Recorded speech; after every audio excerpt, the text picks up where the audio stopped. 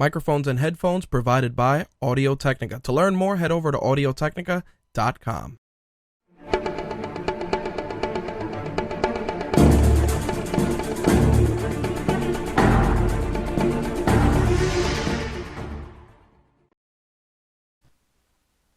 The views expressed on this episode of My Take Radio do not reflect the views, thoughts, or feelings of the My Take Radio staff, My Take Radio advertisers, or My Take Radio content partners. Listener and viewer discretion is advised.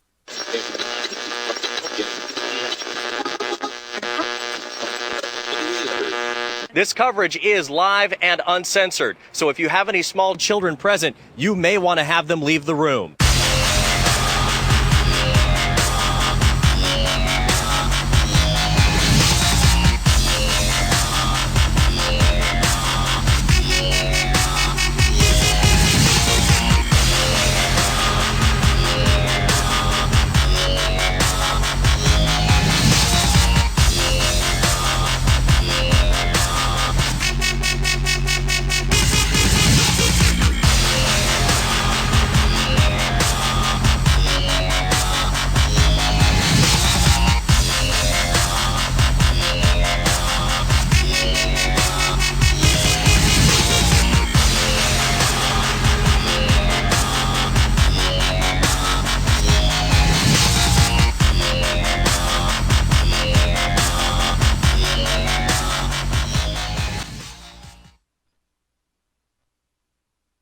Hey, what's up, guys? My Take Radio, episode 267 for Wednesday, January 21st, 2015.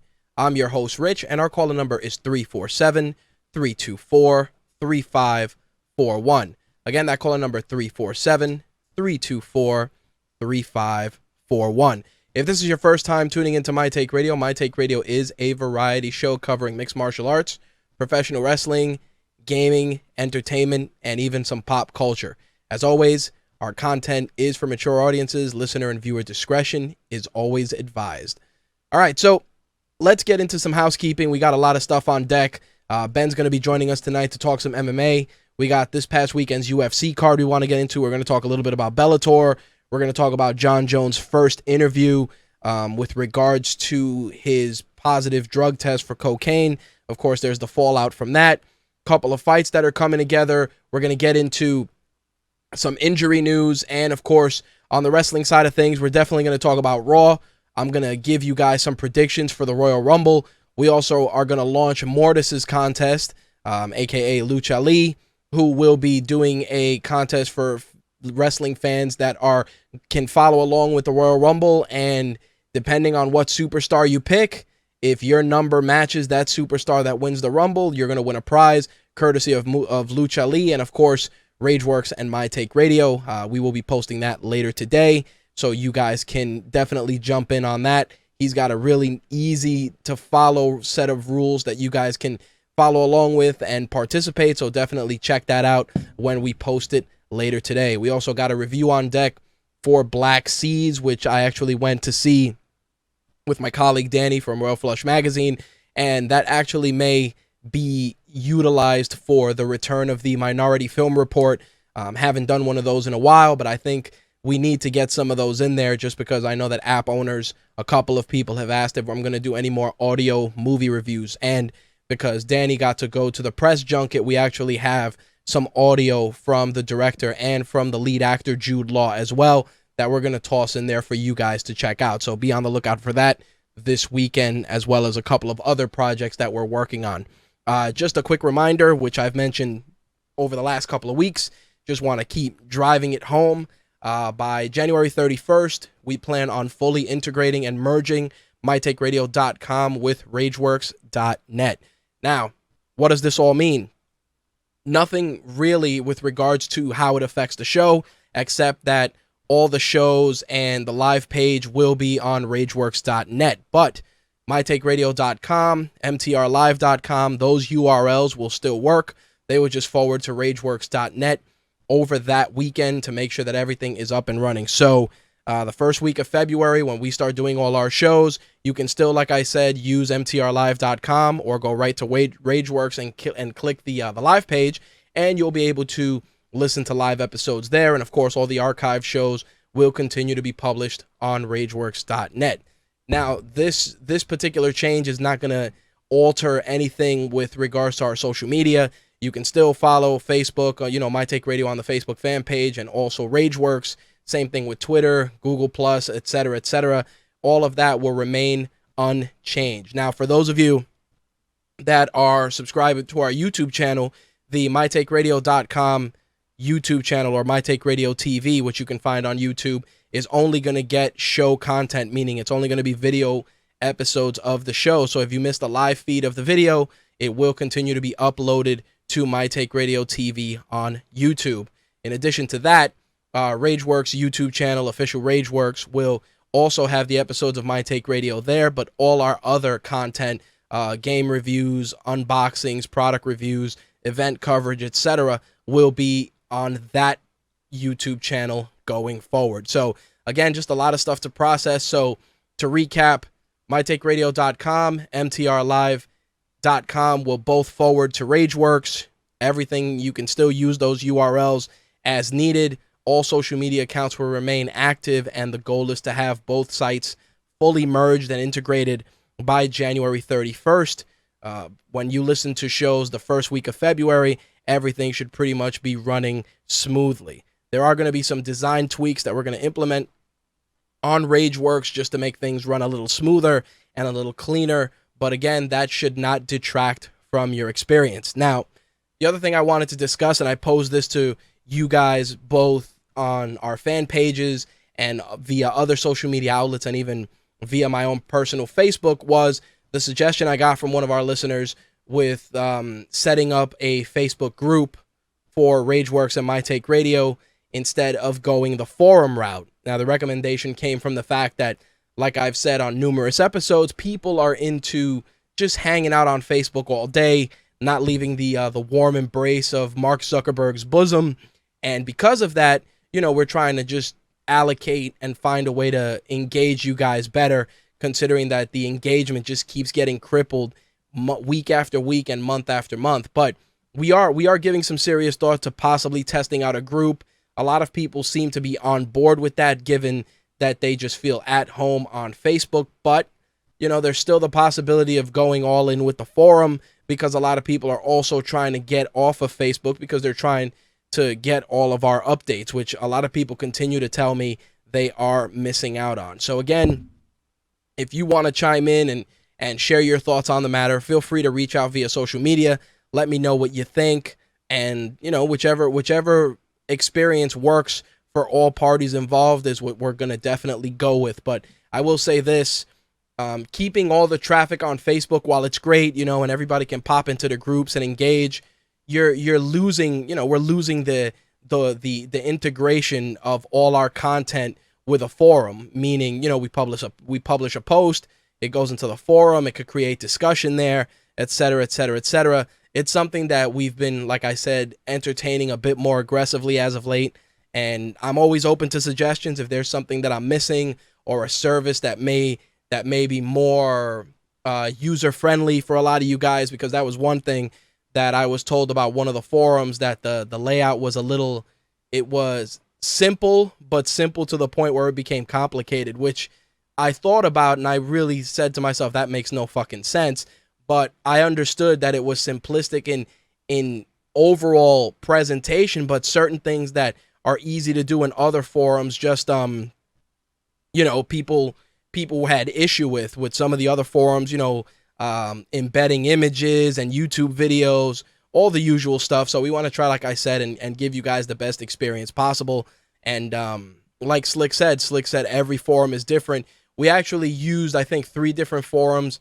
We tried, we did BB Press in the beginning.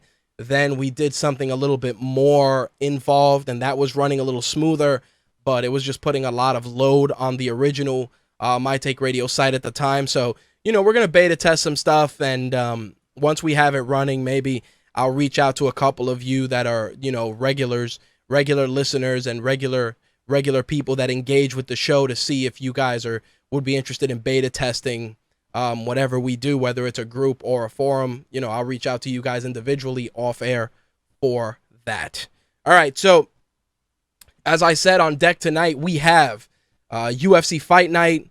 Ben's going to be joining us. We're going to be breaking down not only UFC Fight Night, but all the MMA news of the week. I definitely want to hear Ben's take on the Jon Jones situation, because there's a lot of different things.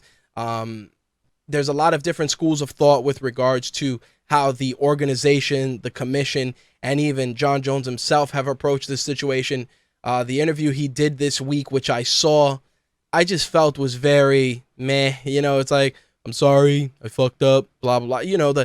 The usual spin-doctored, well, eloquently delivered interview, which is fine because that's what needs to be done. But at this point, I just want the situation put to bed, because there's so much nonsense floating around that it's just really just mucking up the overall issue, which I've said before, the elephant in the room, that cocaine is not a banned substance according to the Nevada State Athletic Commission. And we're going to definitely get into that. On the wrestling side, as I said, we're going to dig into the final Raw before the Rumble, a couple of wrestling news of the week, and I want to give some Royal Rumble predictions. Maybe I'll be right, maybe I'll be wrong, but I figured I'd share them with you guys. That's it. Let's get this ball rolling, jump into some MMA. I know Ben will be joining us, and that's it. Let's rock and roll, guys.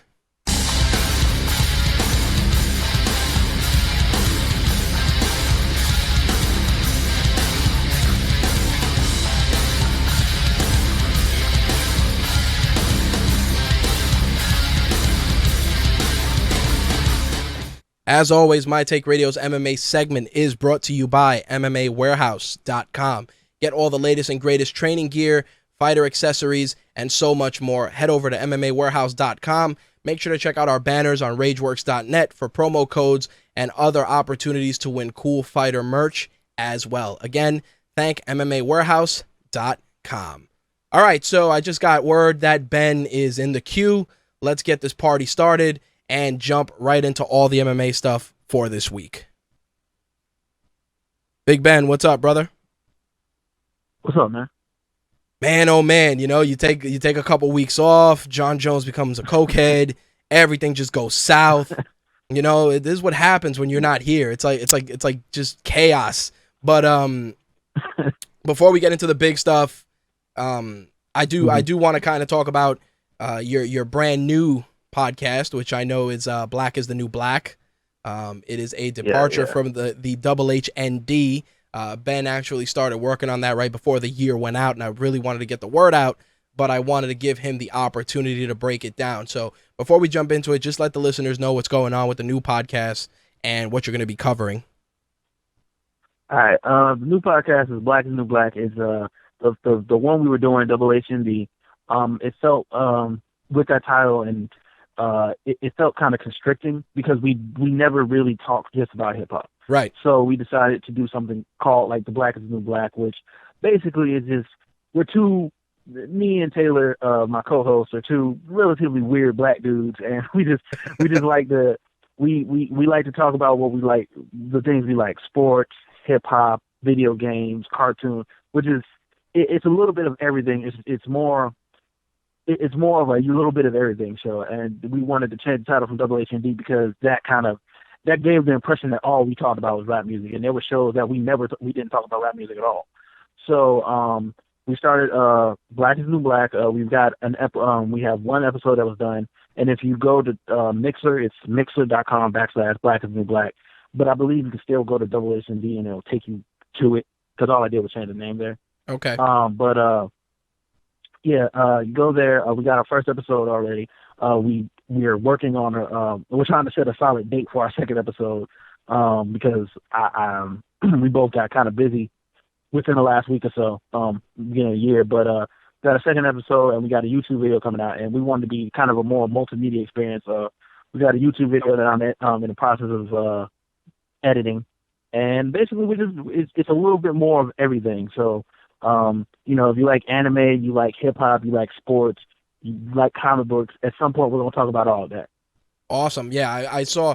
I got to check out some of the first episode, and I got to say that freeing yourself from the quote unquote proverbial shackles of just your name really kind of set the tone for you guys. Like I noticed you guys were more energized.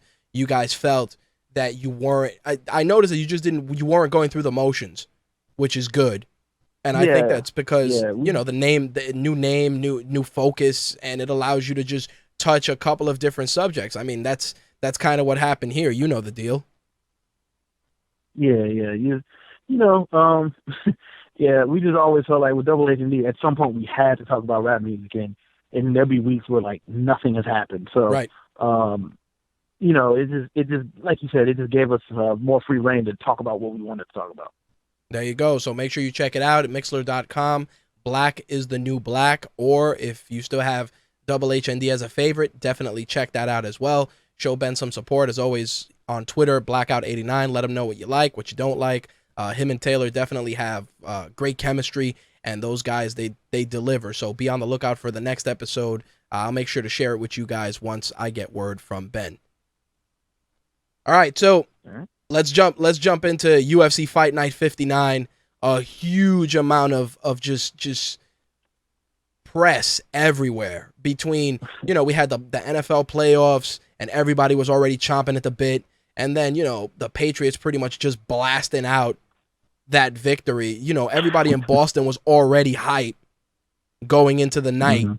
And it just, the fights from there just got crazier and crazier. Before we pick and choose a couple of fights, what did you think of the card as a whole? The card wasn't a great card per se. Right. I think it was pace kind of poor. The main card, at least. The undercard, outside of the horrible Carl Pendred, Sean Spencer decision, was paced pretty well. The main card, you found yourself just waiting on the Conor McGregor fight, like, because none of the other fights really held any interest to me, and and also like I wish the UFC would really look into when they have like co-main events that mean something, co-main events between fighters that are legit top 10, not even top 10, top 5 in their weight class. Those should be 5 rounds. And take one. Ron Starks and Uriah Hall should be an undercard fight. Like, yep, absolutely. Like both, there should be 2 5-round fights, because I kind of feel like sometimes with a 3-round fight, you kind of take away the ability for a story to be told. Absolutely. In the fight that you get from like the Jon Jones Daniel Cormier fight, where as that fight progressed, there was a story being told there, and with the Vincent Henderson Donald Cerrone fight, it might have been 2 more rounds of what they were already doing with the glorified sparring, but I think they deserve 2 more rounds to that.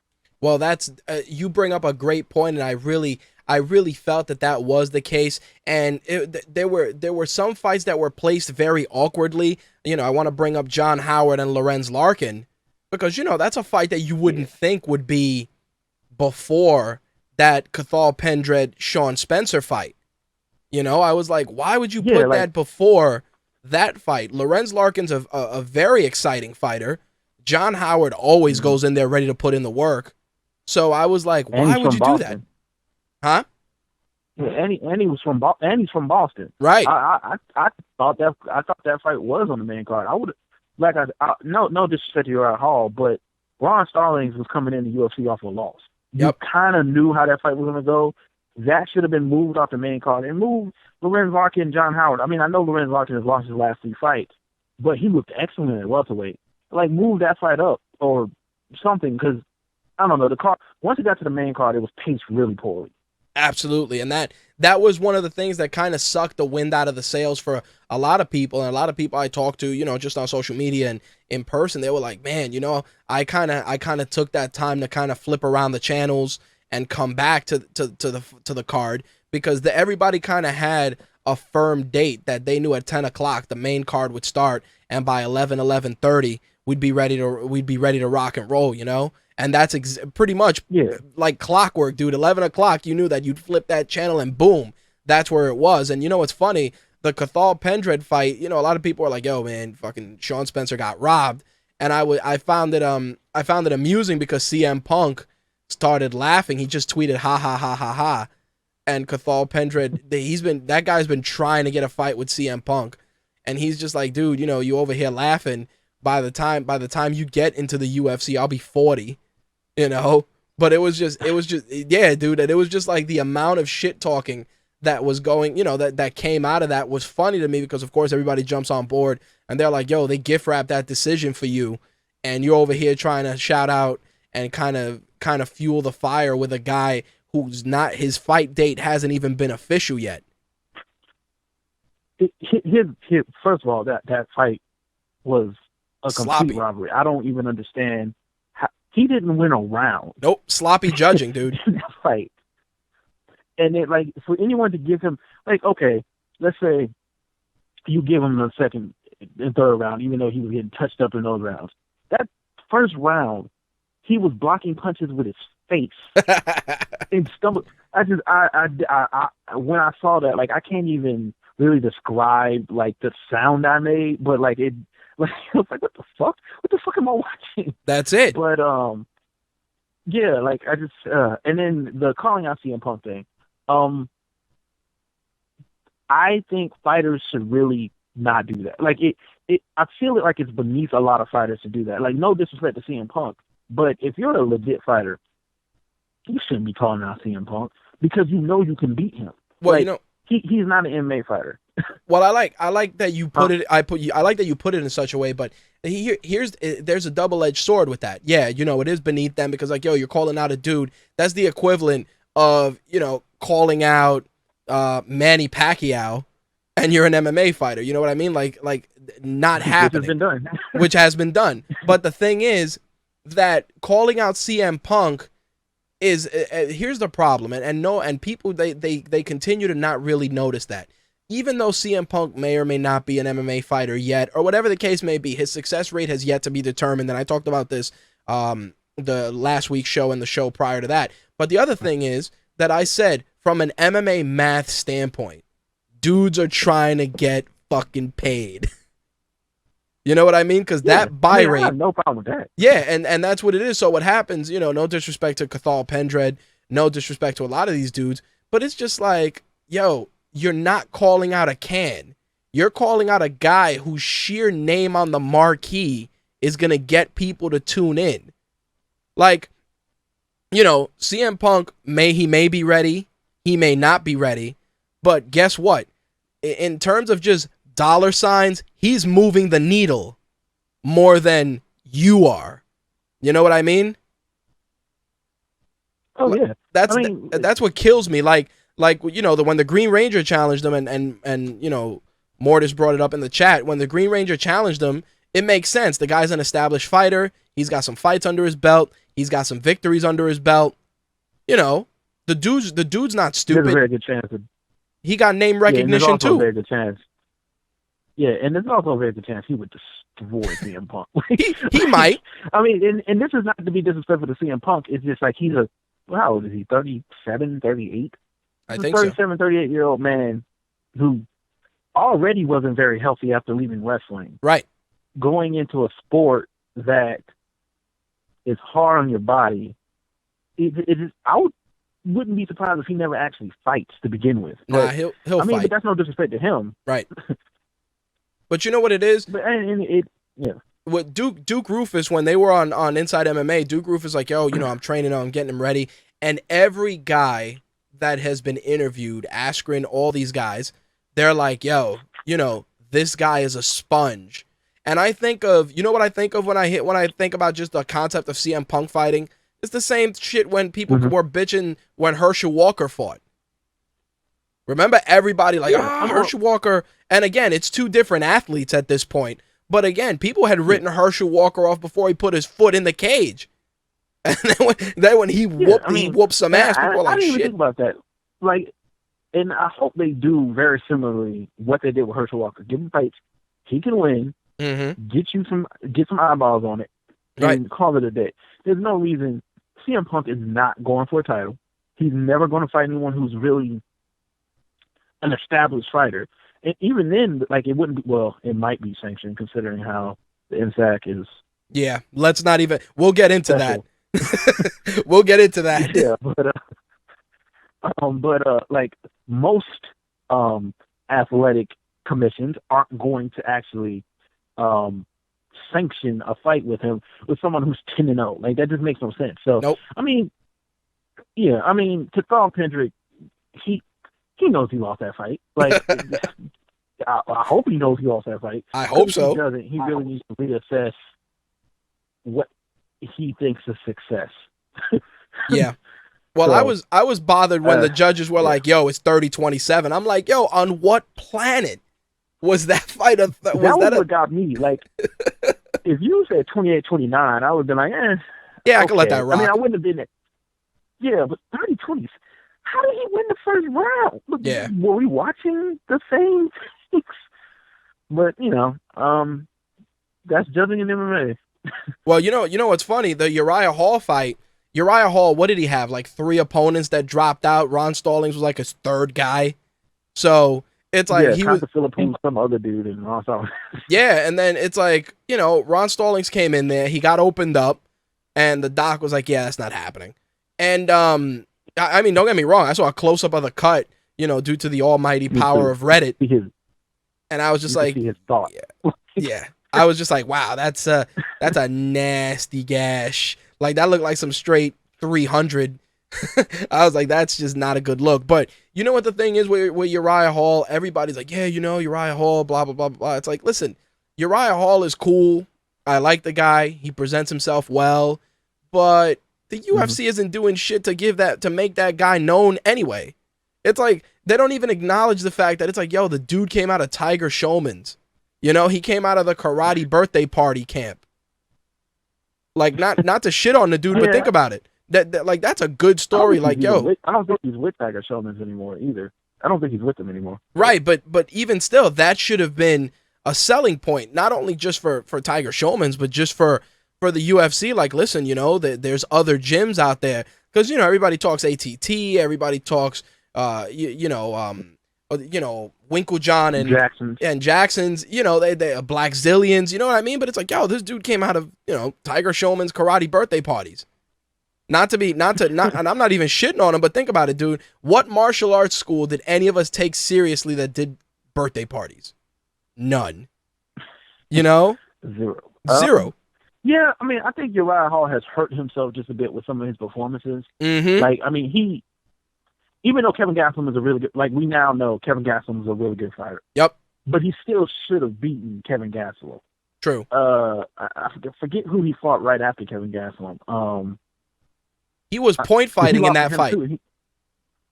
Yeah, like, his style kind of lends itself to point. Like, for instance, Lorenz Larkin has a similar style to him too, but Lorenz Larkin comes forward more, and tries to hit you with combinations and stuff. There's a lot of times when you watch Uriah Hall where he's almost fighting like it is a karate point match, where one strike and then move, one strike and then move. Like, that's not how MMA works. And dudes aren't going to follow you around the cage and let you do that. Dude, if they're really good. Like, Costa Philippou probably would have really hurt him. Yep, definitely. Costa Philippou's a very, very aggressive dude in there. He likes to walk people down. Uriah Hall's coming in there fighting guys like Karate Champ. He's just waiting for the ref to yell point every time he kicks somebody.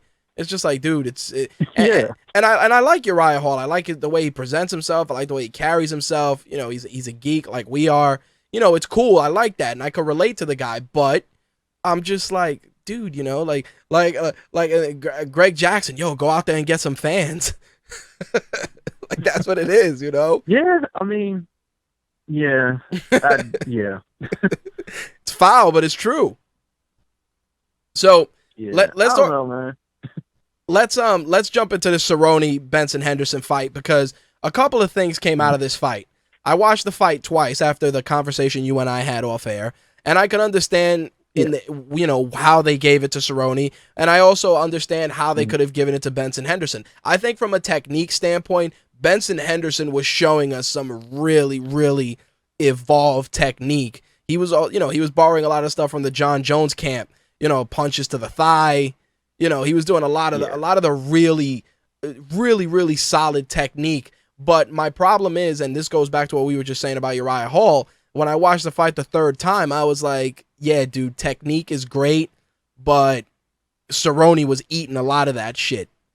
The only time he kind of looked in danger was when that one glancing kick, and Joe Rogan was like, yo, I think he caught him. And you could kind of see Cerrone's like, yeah, you know, he definitely got caught, and he took it like a beast. But I just felt that Benson Henderson was playing, you know, the point fighting. He was doing point fighting and style. Cerrone was just coming in there like, yo, man, I need this Bud Light money. I mean, well, there's a couple reasons I think this fight looked that way. One, I think they are friends. Yep. Two, Cerrone had fought 2 weeks ago. Yep. Ben Henderson was planning on fighting Eddie Alvarez. Like, so really neither one of them got to game plan for the fight, and I'm pretty sure that affected the way they fought. Absolutely. But my thing with Ben Henderson is, like, he's won a lot of close decisions that I thought he clearly lost. Mm-hmm. And it's because his style changed drastically after he won the title. Before he won the title, he was out there mauling dudes. Yep, absolutely. And then he won the title and went to this weird conservative, kicking conservative style, and which is fine when you had the title. I mean, I don't know if fine is the right word, but okay, you had the title, you're trying to keep it. I can understand fighting like that. But once you lost the title, you shouldn't fight like that anymore, because you're trying to get back to a dude that's beaten you twice. Absolutely. And you have to do a lot now to get back to it. So I hope for his sake he takes this fight and is like, okay, now I have to be aggressive. Now I have to go back to what I was doing. But I mean, technique-wise, he looked excellent. I mean, his striking has come a long, long way. Dude, it was beautiful technique. I was like, wow. I'm like, this dude's on a whole other level right now. Yeah, Ben Henderson is still one of the top 4 or 5 lightweights in the world. He still beats most dudes. Yep. It's just, you know, he's got to change it. I don't know if changing his style is the right way to put it, but he's got to adjust his style to be maybe more aggressive now. And then when Donald Cerrone, one, he needs to stop fighting so much. There's diminishing returns when you fight this much. Because it happened to him before when he ended up running up against Nate Diaz and getting destroyed. Like, yeah, I understand. Like, I'm listening to him talk about why he does it. I understand why he feels he needs to fight this much, but it's not good for your body to, one, cut weight that often, and two, go do a training camp over and over again. And so, like, I'm hoping, like, his next fight isn't until May against Khabib Nurmagomedov, and it gives his body some time to rest, because he should not be fighting this often, this much. Like, it's just not good for you. Well, you know what it is? I think in his case, and you may agree or disagree with this, psychologically, Donald Cerrone is the embodiment of what the Ultimate Fighting Championship is. You know what I'm saying? Like, this is a dude, it's like, yo, I'm not there to be pretty. You know, yeah, I'll talk to the press and I'll do this shit.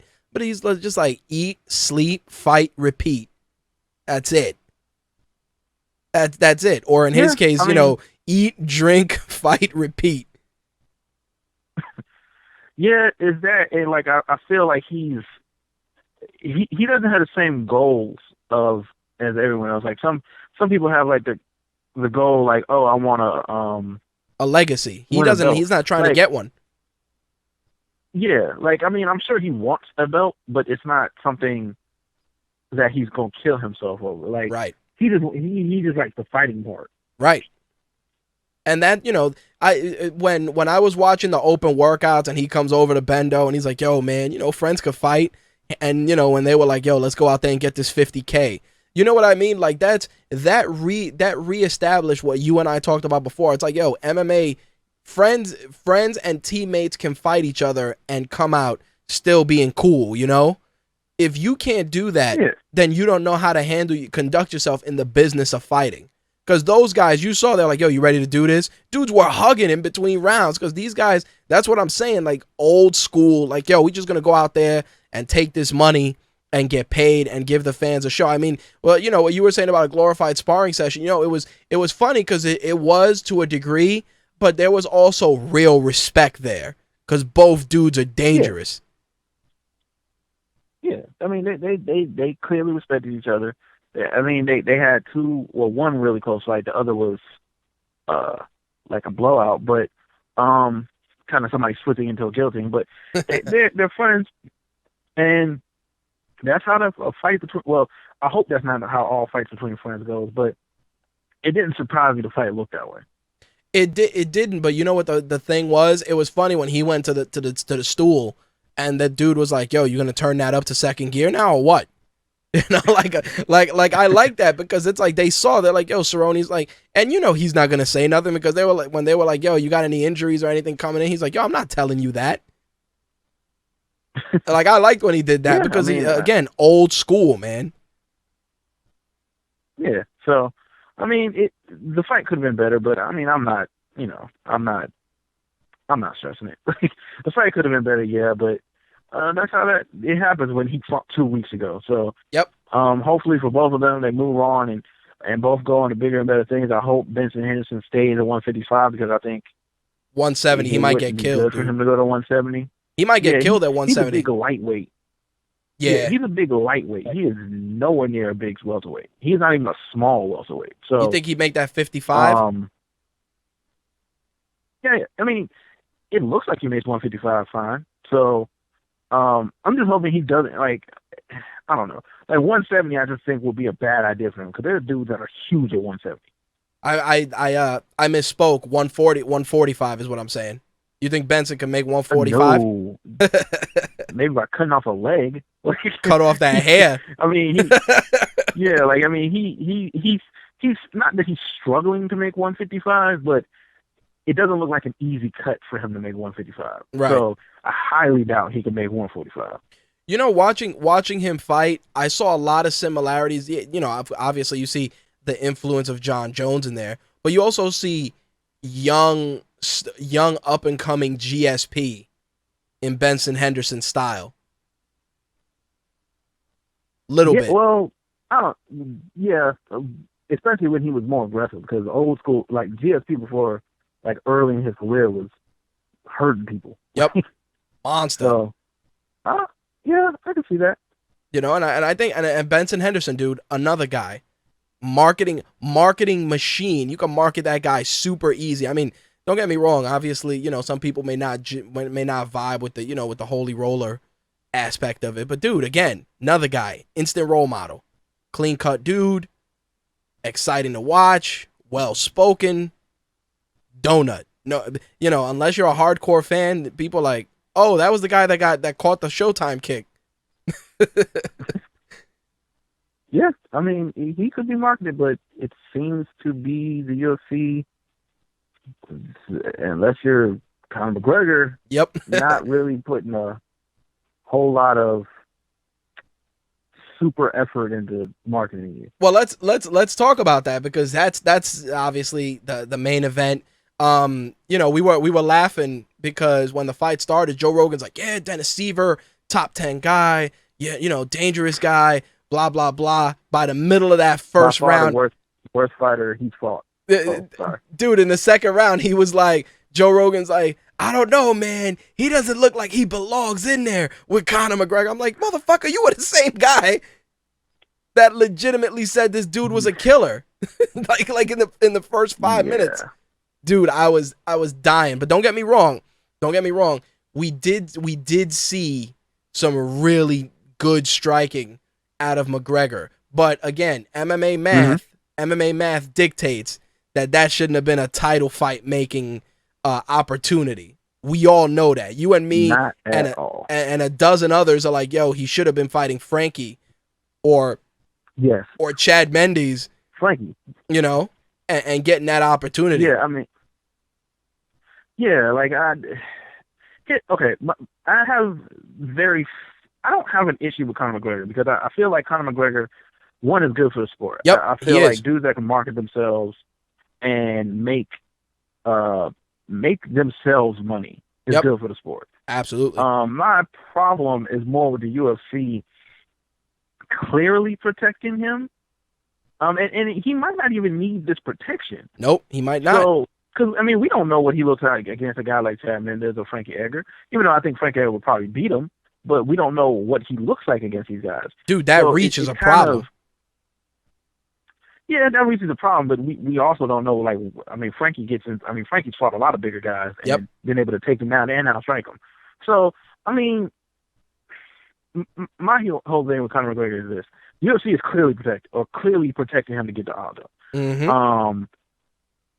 But this Dennis Seaver fight, like, I don't think there was a reason to take this far of a step backwards as far as opponents. Because look at the opponents he's fought. So Marcus Brimage would probably be the worst opponent he's fought. Marcus Brimage is not bad. Then you got Max Holloway, who probably is the best fighter he's fought. Right. Max Holloway is out here destroying dudes. Then you got Diego Brandao, who's clearly better than Dennis Seaver, and Dustin Poirier, who's clearly better than Dennis Seaver. And then the fight that gets him a title shot is Dennis Seaver. Like, that was my only issue. Like, if you're going to get to do the title shot off a fight, like, it should have been a Poirier fight then, not the Seaver fight. But no, I agree. He looked good. Huh? I agree. Yeah, but, I mean, kind of looked good. He had no reason he shouldn't have looked good. But he also showed some deficiencies defensively that doing that against a guy like Jose Aldo, you're going to be asleep.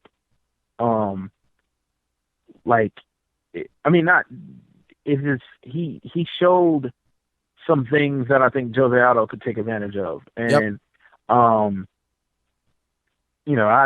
I'd be interested. I'm interested to see how that fight's going to go. One of the most badass moments, I think, of Jose Aldo's career is when McGregor ran outside the cage and pretended like he was going to try to fight Aldo. He casually grabbed that security guard first just to make sure. Well, you know what was he funny? Never get close enough, but people were like, "Yo, Jose Aldo was laughing at that dude," and yeah, he was laughing at him because he's like, "Yo, this dude's a clown." But Jose Aldo's laughing at him like, "I'm gonna get so fucking paid." Yeah, like first of all, Jose Aldo shouldn't have to. Jose Aldo shouldn't have to be in a situation where he's got to complain about how much money he makes. I agree, 10,000%. How much exposure he gets. Yep.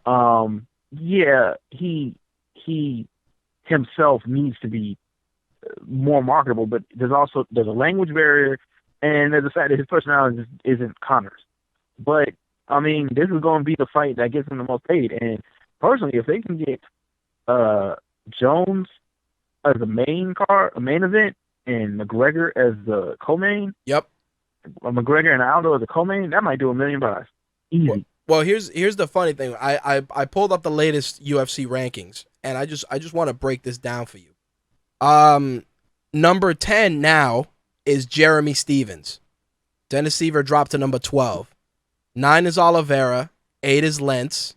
Poirier is number 7. Bermudez is 6. Cub is 5. McGregor is now ranked 4th. Now, think of this. He went up, he went up 1. The next 3 guys are Ricardo Lamas at 3, Edgar at 2, and Mendes at 1.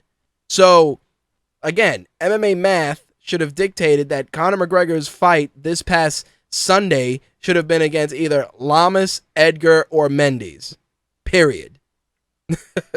It's like, yo, you fought a dude that just dropped to number 12, and you got a title shot out of that. And, when Frankie Edgar was doing the booth, the color commentary, and Daniel Cormier's like, yeah, Frank, but, be real. How do you really feel about it? It's like Frankie Edgar's tight as a motherfucker. But he also knows, he said the best thing. He goes, yo, this guy brings exposure to our division. And it was a backhanded way of saying that, yo, nobody gives a fuck about us because Jose Aldo is not marketable. That was it. And it's unfortunate because he shouldn't have to make himself marketable. Nope, he shouldn't. That should be your promoter's job. Yep. Guy's a monster. UFC hasn't lost in like a decade. Like, thank you. Like you should be able to sell him, but UFC is. I mean, we've had this conversation before. The UFC is not very good at marketing their fighters, and it's really counterproductive. No, but the comedy in that is, like I said, the dude went from number 10 to number 12. Like, he's under Clay Guida, and Jeremy Stevens, and it's like, out of all of those guys, the only fights that would have made sense were those 3 fights. Like, if you would have said, yo, he's fighting Ricardo Lamas, and he's going to get a title shot. Okay, dude's number 3.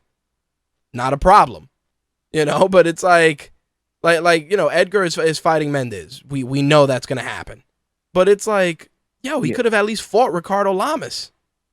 Like Like, Yeah, why and he why probably couldn't would you have done do the that? same thing with Conor Lamas. I mean, with Conor Lamas, I remember when Conor Lamas getting ran up on by Yuri Alcantara, who is a 135er. Like, I Yep. remember him getting ran up on by him and knocked the fuck out. So, like, he probably would have done the same thing to him. Right, Like, but there at was no least need to protect him, but from a ranking standpoint, you would have been like, yo, he's fighting the number 3. You know what I mean? yeah. Like, at least Yeah, it wouldn't have like, looked so blatant. It's blatant that they're protecting him. And, I mean, the thing with that is, like, I mean, they do it in boxing all the time. So, it's a very boxing model, what they're doing with McGregor. Yep. I'm just not a fan of it in MMA because MMA has done a good job most of the time avoiding that boxing model of building guys artificially. Yep. And, Canning them up. I mean, we'll see if he can sink us. Yeah. And I mean, there was a boxing match this weekend with Deontay Wilder and Bermane Stiverne. Deontay Wilder didn't fight anybody, 32 fights, 32 knockouts. Didn't fight anybody up until that fight. He won the fight. I mean, once he gets to that point, just like with Conor McGregor, he's going to get to a point where he got to sink or swim. Yep. This is when he fights Aldo, we'll know if he's good or not. But I mean, I just think it was the UFC has done a really good job of avoiding having to do that for a long time, and I just wasn't a fan of how they went about it. You and me both. And it's funny, Val in the chat said he's going to have a hard time at the top. Let's say, for argument's sake, he beats Jose Aldo. You beat the number 1 dude. Mm-hmm. You're the man now. You're the man with 6 fights. You know what I mean? Like you're Brock Lesnar, pretty much. Like, you are a giant target. And every dude from rank numbers 2 through 5 is coming for you. Not to mention the fact that there's going to be that money in that rubber match. Because, you know, if Jose Aldo loses and it's some bullshit decision or some non-decisive shit, you know Jose Aldo's getting that rematch. He's going to be like, yo, I want that rematch immediately. Dana's going to be like, oh, but Jose Aldo's like, that fight needs to happen first. I don't care who's next. Yeah, and as far as hard time at the top, I don't know how difficult, because I think he beats Ricardo Lamas. I don't know if he beats Frankie, and I don't know if he beats Chad Miller. Right. But he beats just about anyone else.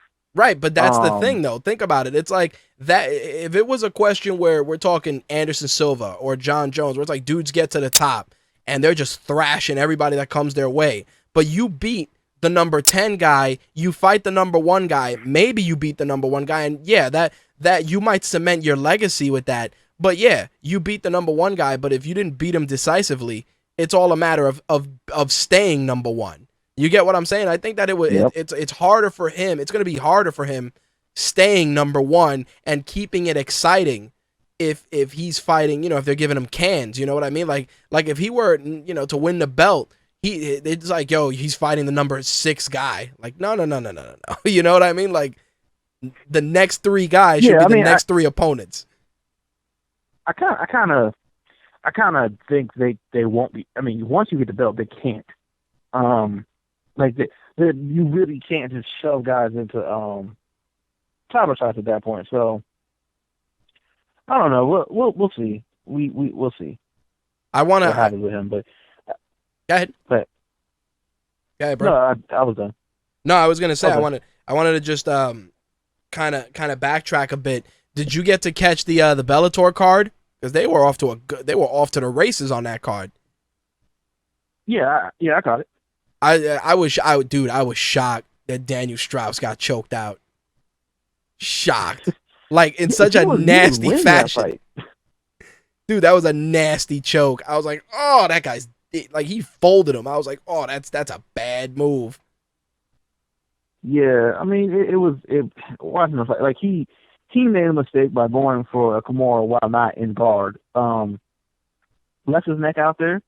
Pitbull snatched it. But Daniel Strauss was good, man. He looked really, really good. Yep, I like that fight. I'm shocked Houston Alexander won his fight. That's all I gotta say. I'm shocked Houston Alexander is still fighting, honestly. Well, remember, Kimbo Slice is coming back. Yeah. Kimbo Slice better fight Houston Alexander first. I'd watch that. I'd watch that Gong Show. Like, Dude, you know what the thing is, when they were announcing it, all I kept hearing was the guy at the barbecue saying, "Get him, Ferg, get him, Ferg." That's all. That's all I heard. And Mortis says, that Kimbo and Houston fought before. I'd still watch it. I'd still watch it because that's the barbecue fight right there. That's 5 o'clock on a Sunday. Dude, that's 5 o'clock on a Sunday, you know? Yeah, I mean, hell, they did fight and he beat him. Wow. Yep. I definitely watch that. I definitely watch that again and enjoy it because, I mean, it's Kimbo Slice, man. Like, his whole thing is just being enjoyable to watch. Dude, when he did the interview, he's like, "Yeah, I've been boxing. I'm 7-0," and I'm like, "Okay, I'm 7-0 in boxing. You haven't been in the cage in how long?" Yeah, a while. I don't know. I mean, hell, also, who was he boxing? Like, you know what I mean? That's what I'm saying. Like, who were you actually boxing? Get him, Ferg. Really, a real boxer, dude. Like, yeah. I tell you what though, he's trying to get in there immediately. He's like, "Yo, I'll fight Tito Ortiz." And I said to myself, I'd watch that shit. Like, I thought about it, and I'd say, yo, I would watch him try and rattle Tito Ortiz's cranium, because the shit talking for that fight would be ridiculous. Yeah, I'd watch that. I mean, hopefully they don't go the full pro wrestling route again. Nah, that was all Stephen Bonner, dude. That was terrible. Like, Kimbo's a hood dude. Have an issue, huh? Kimbo's a hood dude, man. He'd be like, "Yo, man, don't make me punch you in the face out here." Yeah, like, I mean, like, even the end of the fight when he's throwing water on him, like, this is terrible. But yo, I couldn't. Go ahead. Go ahead, man. I just couldn't take any of it seriously. No, but dude, for him to be like, "Yo, I'll fight Tito," I'm like, well, damn. You know, I thought about that fight, and it just popped. You know, when he mentioned that, I was like, you know what? Fuck, that would be a crazy fight. Because Tito's in that mindset where he wants to stand now. He's another one doing the rampage. Yo, I want to stand. All right, stand with Kimbo. Stand with a dude whose hand is a canned ham. He's another dude. Yeah, it would. Yeah, I'd definitely watch it, dude. I would have said. Go ahead. Yeah, I'm not a huge fan of watching Tito fight now, but I definitely watch that fight. Well, I'd say this, dude. If Rampage wouldn't have dipped out, Rampage and Kimbo would have been so ghetto in such a good way. Well, Rampage would have probably destroyed. Like Rampage is not the same fighter that he was. Rampage is still top 15, top 20, like heavyweight. He would have destroyed Kimbo Slice. Dude, I would have loved to see that. Just Rampage dipping into that country ass whooping talk when he really dislikes a dude. Like, yo, man, I'm gonna come out there and I'm gonna bust this guy. I would have paid for that. Just for the interviews alone. Just for the interviews alone. It would have been fun to watch. But you know, Rampage went to get some more money in the UFC. Dude, he played those Bellator guys. He played them. If they let him put that in their contract, they played themselves. They did, but the fact that he watched that so closely is what I liked. He's like, oh yeah, well they said they were going to give me this, and this, and they didn't. So I figured I'm leaving. I'm like, well, shit, you are on top of that. Yeah, I mean that, and the fact that they didn't watch it is also indicative of what's going on over there. Yeah, like the fact that you were unaware of a clause that y'all put in the contract, and maybe it was done before the group that's there now got there, but still, like, you need to pay attention to that kind of stuff. Yeah, I want to talk a little bit about some money and some statistics because people don't understand that sometimes while the MMA math is there, it's the bottom line paychecks that are always interesting. So the 50K bonuses got handed out. Obviously, Conor McGregor took one, Lorenz Larkin took one, and then Fight of the Night went to O'Connell and Matt Van Buren. Now MMA Junkie released the salaries for that card. Dennis Seaver made $39,000 for his fight. Conor McGregor, with his $85,000 win bonus, made $170,000. Plus another 50,000. Plus another 50. And then here's another crazy one. Donald Cerrone made $146,000 with a $73,000 win bonus to Benson Henderson's $48K. Yeah, I would imagine that Benson Henderson was making more money than that. I mean, he was a former champion, but I don't know, dude. He I'm might need to he wasn't making more than that. He might need to restructure that contract. Cathal Pendred made $16,000. He had an $8,000 win bonus. Sean Spencer made $14,000, and then they paid him his bonus and all his stuff to show too, because Dana's like, yo, you got robbed, dude. That's one thing I like about Dana. When a dude is clearly robbed, he will pay his win bonus because he deserved his win bonus. Well, talking about the numbers, right? Let's get into the number that really matters. So, obviously Fox, they were doing the heavy promotion, doing the NFC game, and UFC Fight Night averaged 2,751,000 views on Fox Sports 1. It had a 1.4 rating in the 18 to 49 demographic. Not only that, but the main event peaked with 3,162,000 viewers during the main event. Now, here's the statistic that validates why they're doing what they're doing. The show was the UFC's highest rated show on cable since the Ultimate Fighter 10 finale in 2009. It even beat out 5 of the UFC's 13 live events on Fox. See that shit? I mean, yeah, I mean, when you promote your fights, when you promote it to the point where it's sickening, nauseating. Yeah, like people are going to be like, "Who is this dude that I'm constantly seeing on my TV?" Right.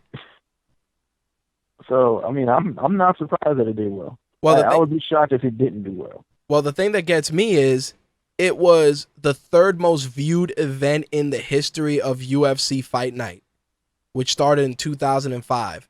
The third most viewed event.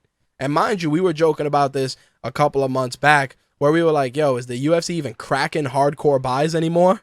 Because, dude, it feels like every weekend there's a card. There is. Yeah. They're doing 46 shows this year. Yep. 46 weekends. Like, I'm going to be 100% honest. There were fights I didn't see. Like, I didn't even know Roy McDonald and Terrence Crawford even fought. Yep. Like, until the UFC told me. Because I have a life, and I refuse to spend every single weekend watching MMA. Like, I can't.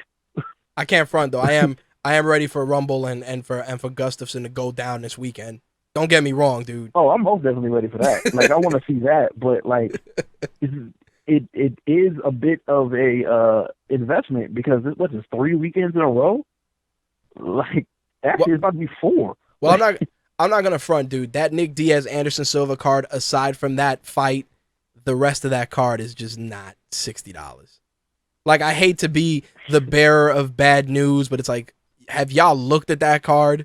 Like, genuinely looked at the shit? I'm like, we have the UFC gym here, and they give the fights, they give the pay-per-views there, and I'm like, yeah, that fight is me driving to the gym at 11 o'clock. I'm looking at the card now. I mean, the Jordan Mean Thiago Alves fight should be good. Right. The Ian McCall John Lineker fight and Tyron Woodley covered. Yeah, they could have put this on Fox. Like, I mean, like, because I'm looking at this and like, there's 1, 2, 3, 4 fights I care about. Right. There's 12 fights on this card. There you go. Dude, that fight would have crushed it on like a regular Fox event, like right before the Super Bowl. Oh, dude, it would have been bananas. They probably got a nasty viewer rate. It probably would have been top 4 after the fight, the McGregor fight, probably. Yeah, I mean, yeah, you put Anderson Silva on regular TV. You open the card up with John Lineker, Ian McCall. You get Jordan Meehan, Thiago Alves, Talon Willie, Kevin Gastelum. Yeah, there's some fights on here worth watching, but like, I mean, the majority of them nobody cares about. Nobody wants to see. And that's where I feel Kimbo like Slice ladies. and that's where I feel like kind of an asshole. I'm like, damn, they just came off this bomb ass McGregor fight. They got Rumble and Gustafson, which is gonna probably just end violently, and they got the fight of the ages, and it's like it's the fight of the ages. Let me put it like this: it's a $100 steak served over white bread. There's also a really good chance that fight is very short. Yeah, that fight, dude. That fight's gonna end one way or the other. And we were talking about this, me and a good friend of mine, that I'm really upset with cats just writing off Anderson Silva. It's like, dude, you do realize that Anderson Silva on any day with one hand tied behind his back can probably fuck up half the people on this planet. Yeah, like there's a decent to good chance he's going to hurt Nick Diaz really badly. And I'm actually surprised. Like, I've heard people pick Nick Diaz. I'm like, what exactly is Nick Diaz going to? And I'm a Nick Diaz. What exactly can he do to Anderson Silva? Like, I don't know, like, man. I'm hearing these people like he could outbox him. Like, really? He'll outbox Anderson Silva? Like, really? That's what's going to happen. Like, I think the deciding factor for that fight, dude, is if it goes to the ground. Yeah, but Anderson Silva, it's not like Anderson Silva's bad. No, he's not. He's not. Actually really, really good. So, I mean, I guess, I don't know. Like, I'm surprised with people like, oh, he can beat him. I mean, yeah, he possibly can, but I just don't see how. I don't know, man. But like I said, $100 steak over white bread. That's what it feels like. Like, it's just like, oh wow, look at this beautiful steak. Oh, what do I get with that white bread? Like, that's what it is. Like, again, the undercard fights aren't terrible, but it's not, yo, let me go drop 60 clams on this fight. Like I said, that's me hopping in the car, spending, $3 of gas, wandering into the gym in some sweats, and sitting in front of the big screen and watching it, and then coming home. Yeah, I mean, I'm probably go to a bar and catch that. Like, I'm not buying that. There you go. So they started putting together some really solid cards. The UFC 185 card actually looks really good. 2 title fights. Anthony Pettis, of course, taking on Rafael dos Anjos, and Carla Esparza is defending her belt against Joanna Jędrzejczyk, and that's not a bad card for 2 title fights there. And then I was bummed though because I heard that Jacare's fight with Yoel Romero got canceled because Jacare came down with pneumonia. And I know we were talking about that fight. We were hyped. I heard that. Yeah, I heard that. That sucks, but I mean, I'm sure they will reschedule it once he's healthy. So there's a couple of MMA news I do want to get into, but I do want to address this Jon Jones situation. So he got his arbitrary UFC $25,000 slap on the wrist for fighter misconduct, and he did his little interview. I think it was yesterday, day before. Being extra contrite, and I fucked up, blah blah blah, and I know you're a fan, and I want to just have you step out of that mindset for a minute. First thing was 1 day of rehab. Come on, son. Come on. I'll say this: if his explanation for why it was 1 day of rehab is legitimate, then okay. My whole opinion on that, and I never got a chance to really state it, is I didn't think, when I first initially heard it, I was like, oh well, he probably should be set to the belt because he got popped for cocaine. Right. after I read, that the he shit was isn't never banned. supposed to be tested. Yeah, if one isn't banned, two, he was never supposed to be tested, and three, these test results were never supposed to be released publicly. Mm-hmm.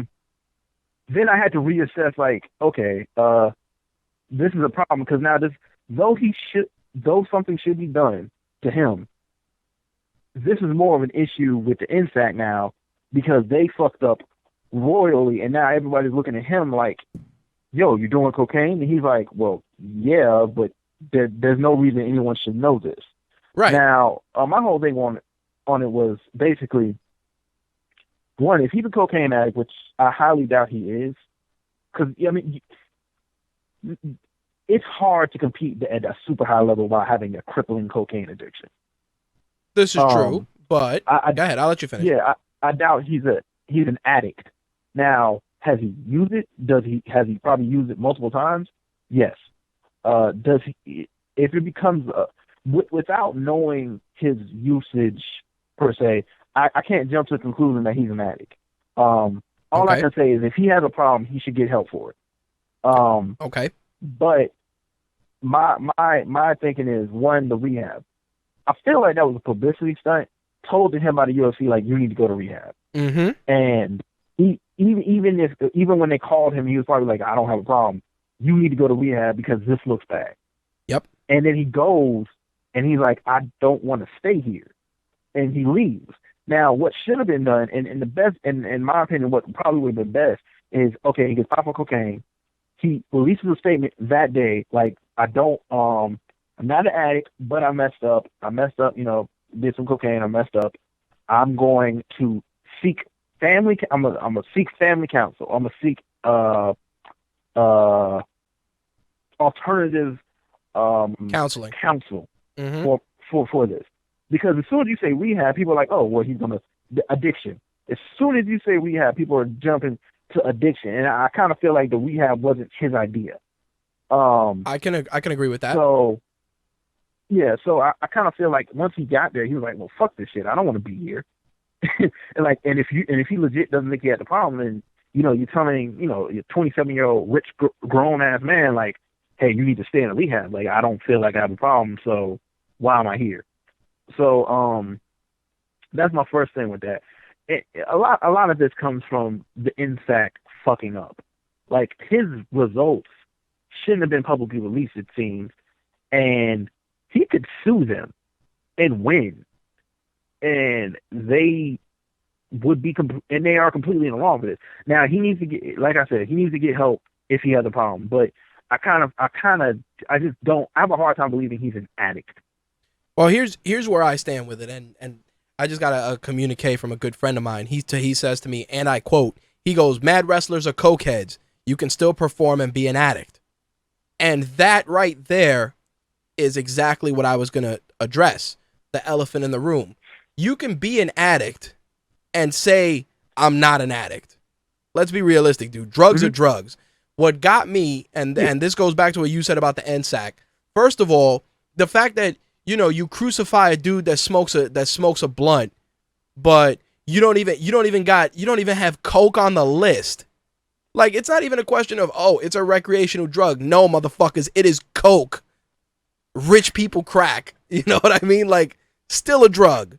And that trips me out because that was just a big botch. And then it's like, oh, well, we accidentally tested for that, which leads me to what I said before. When I said this, the week, and I wish you were there for that. It's like, so basically what you're saying is you tested it by mistake. So would it have gone under the radar, and would Jones still have been doing coke? Like, it's all good. Like think about this just from that standpoint. We don't know the timeline of how long the dude was or wasn't, being the snowman. We don't know that. Well, according to Jones, he didn't know it wasn't.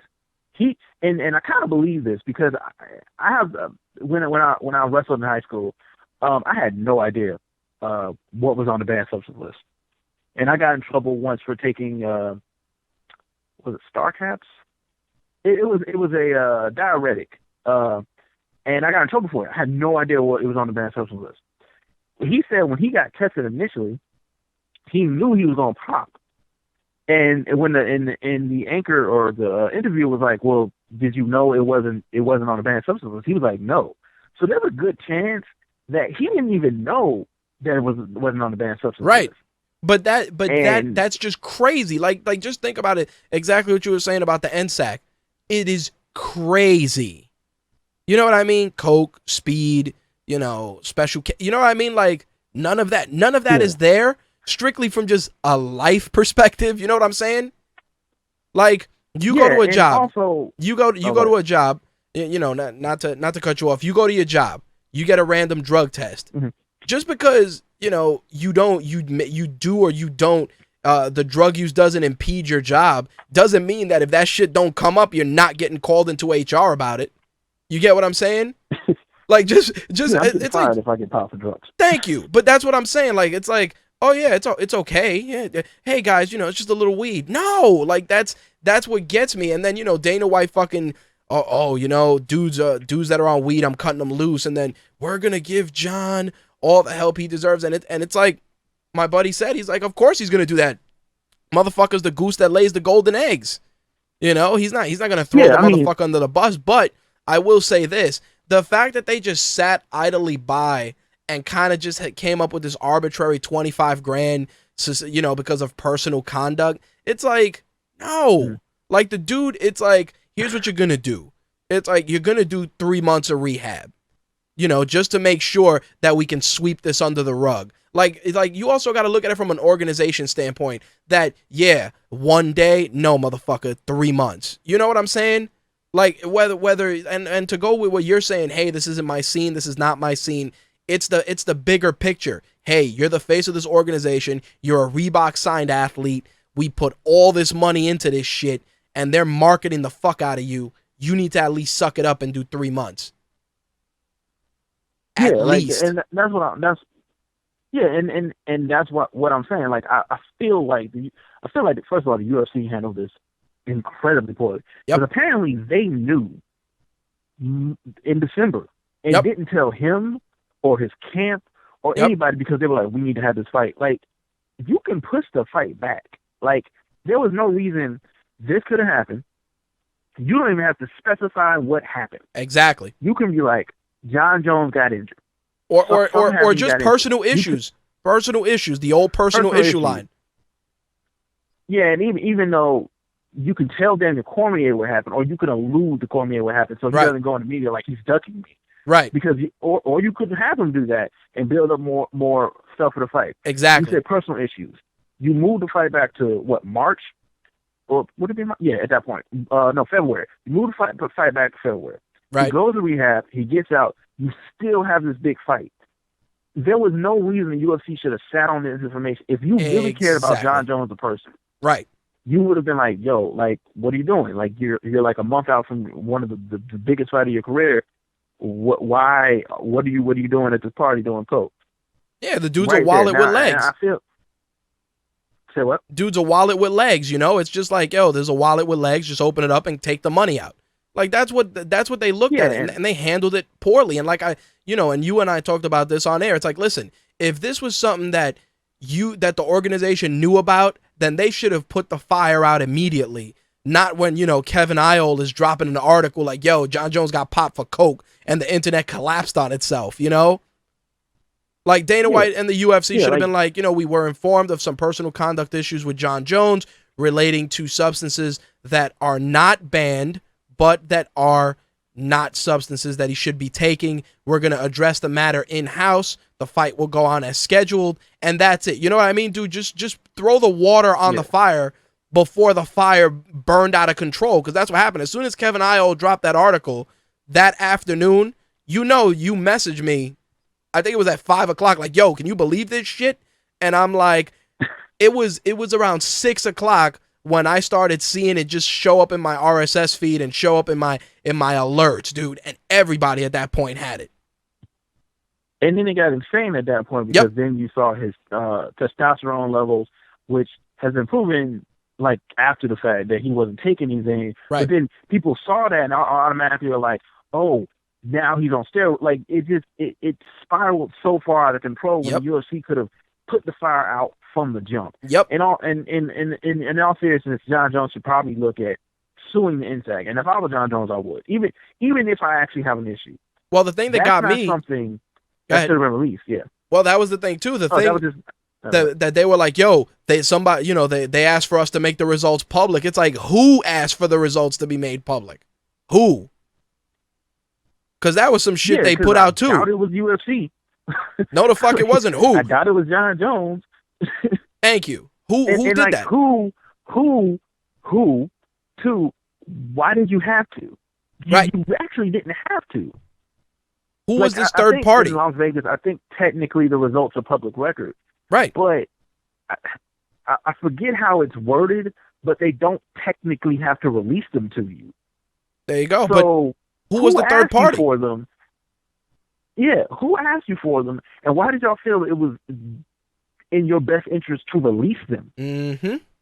Why was it so imperative? So, I mean, yeah, why was it so imperative that you release these results that you sat on in December and didn't tell anybody but the UFC? Because if you really wanted to release them, you would release them December, what was it, 4th that they found themselves out? That afternoon. The next day. That afternoon, there should have been a PDF with a drug test. Yeah.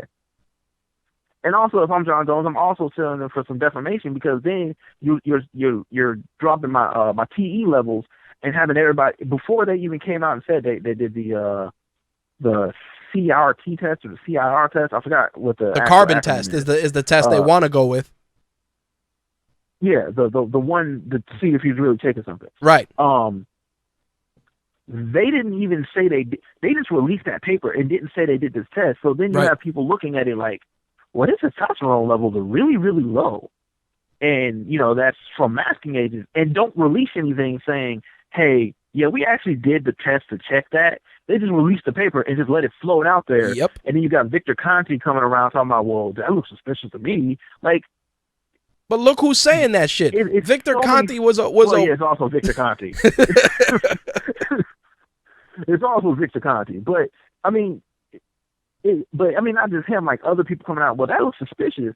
Of course it looks suspicious because they released it with no context. Like, it was a fucked up situation. And I feel like they compounded it and made it worse. Oh, everybody, dude. Jon Jones didn't do a great job. Yeah, everybody made it worse. Jon Jones should have never went to. If you don't think you have a problem, you should have told the UFC, I'm not going to rehab because I don't think I have a problem. But I will release a statement saying I'm seeking family counsel. Yep. I'm seeking alternatives. Talking to my pastor, the talking to my pastor fucking line. That shit. Talking to my pastor. Something. Yep. Something that doesn't say I'm going to rehab. Because as soon as you go to rehab, people are expecting you to be there for at least a week. Shit. But dude, like you leave in 24 hours. Dude, but then they dropped that they threw that booby trap at his mother, which I talked about last week. And his mother's like, yeah, he did the one day, and this was an eye opener, and he's gonna be at the playoff game. And it's like, what are you doing? Like, one, and I don't blame his mother. Like, exactly, but dude, that was like, that was a blatant trap, dude. Like that entire setup for that interview with his mom was a fucking trap.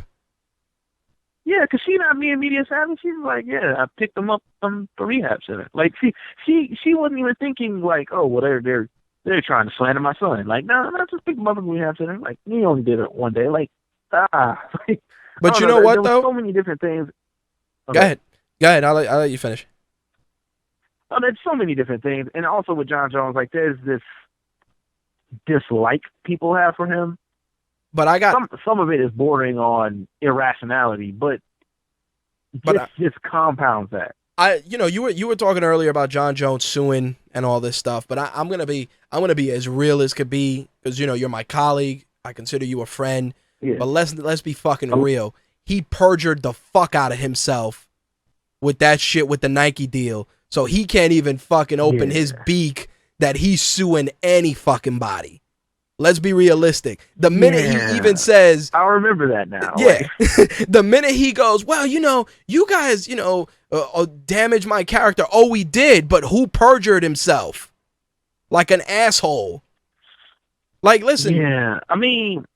and it's like there's a lot of things, there's a lot of ways that you could look at it that, listen, in this situation, everybody's to blame. First of all, he's to blame because it's like, what dummy that's at the top of the food chain doesn't think that he's going to do coke and the shit's not going to come out? One way or the other, the shit's going to come out.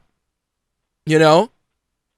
It's like, my buddy's, he's not in the chat. He's texting me. He puts, he could also be fired. He could have all his endorsements terminated. You know what I'm saying? Like, it's like, dude, your management of this situation is shit. And whoever's in your corner telling you, terrible. Dude, whoever's in your corner telling you to do the shit you're doing is a fucking idiot. Dana White is Janus. You know, he's straight two-faced. 1 minute you're crucifying guys, another minute we got to support. It's like, shut up. Don't say nothing at this point because, dude, insert foot in mouth. And at the end of the day, the NSAC is a fucking army of jerk-offs because those dudes were all about trying to get paid that for New Year's with that fight. Everybody was wrong. It's like, they shouldn't have made the shit public.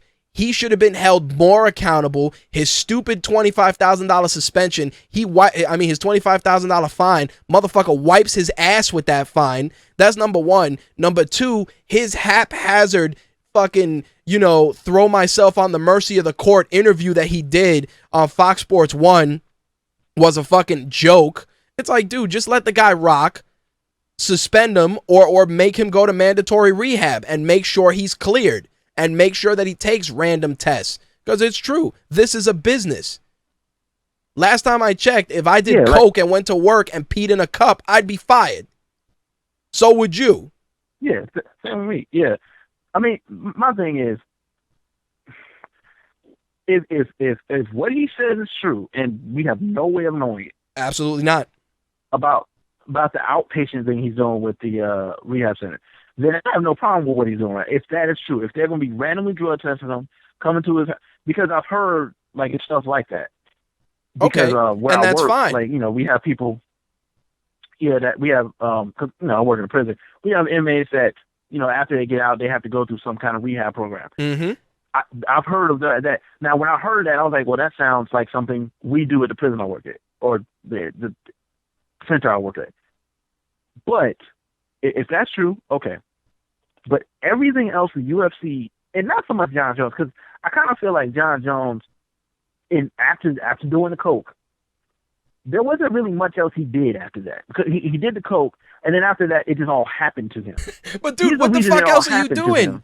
You're fucking sitting there. Huh? You're sitting there, Tony Montana, doing the line. Yeah. What the fuck else can you do at that point? Yo, you did coke. You got bagged.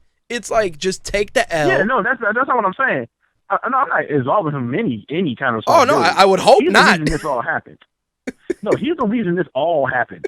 He is the catalyst of this all happening. My thing is, it was handled so poorly from that point on that a lot of the brunt of I think people are losing how poorly handled this situation is. Oh, it was because awful. There's a lot of people who don't like Jon Jones. Right. And I think a lot of people are just fixated on, well, he did coke. Well, there was so much other things that went wrong. Y'all shouldn't even know about it. Like, that's the main thing. Like, he should be, if he did do coke. When he did that coke, should have been automatically, you'll see like, yo, what the fuck are you doing? You're going to rehab. We're postponing your fight. That's it. NSAC should have not made this public. Yeah, it should have never been public. Or the better I think punishment. It's bad business. Not to cut you off. I apologize. Not to cut you off, but here's what you do: hit the motherfucker where it hurts. Hey, you want to do coke? You want to spend money on the designer drugs? Guess what? You're not the champ no more. Shit's vacant. Get your shit together. Yeah, that's what I said. Like the day of release, before I knew about it technically not being banned. He was getting stripped of his title. Like, I automatically thought, well, he's getting stripped of his title. And I would have had no issue with that. If they stripped him of his title, made him go to rehab, and then all you have to do is still do the Anthony Johnson-Gustafsson fight. Yep. Then, let's say he gets out of rehab. You're still randomly drug testing him. He's passing a random drug test. He's proven he's clean. Or proven he's clean up to the fight anyway. That's it. Then you just do a title fight with him and whoever won that fight. That's it. Fix. His next fight could be for the title again. It's a simple fix, and I think they just went about it it's such the wrong. Like if they had stripped him of his title, nobody would have batted an eyelash. Nobody would have complained, Nobody. dude. Nobody would have said shit. And then, like I said, the fact that they are announcing the third week of January, pretty much, that he got fined $25,000, which, it will be donated to a substance abuse program. It's like, are you fucking guys kidding me? Like, that's a bigger joke than all the fuck ups for the drug test. Like, honestly, at this point, the UFC was better off not doing anything. That's it. Just fucking sweep it under the rug. Because at this point, yeah, like at this point, y'all fucked up too much. Like at this point, everybody can see what it is. It's to appease the public. Like you didn't need to define him at this point. You're not going to actually punish him. If Jon Jones really has a problem, he needs to get help. Now we won't know if he doesn't get popped again. Like to be honest with you, like I would be shocked if he ever got popped again for cocaine. Like I'd be shocked if he ever got popped again. Not to say he isn't doing it. I'd be shocked if he gets popped again for it. And we won't know if he has a problem until maybe after his career.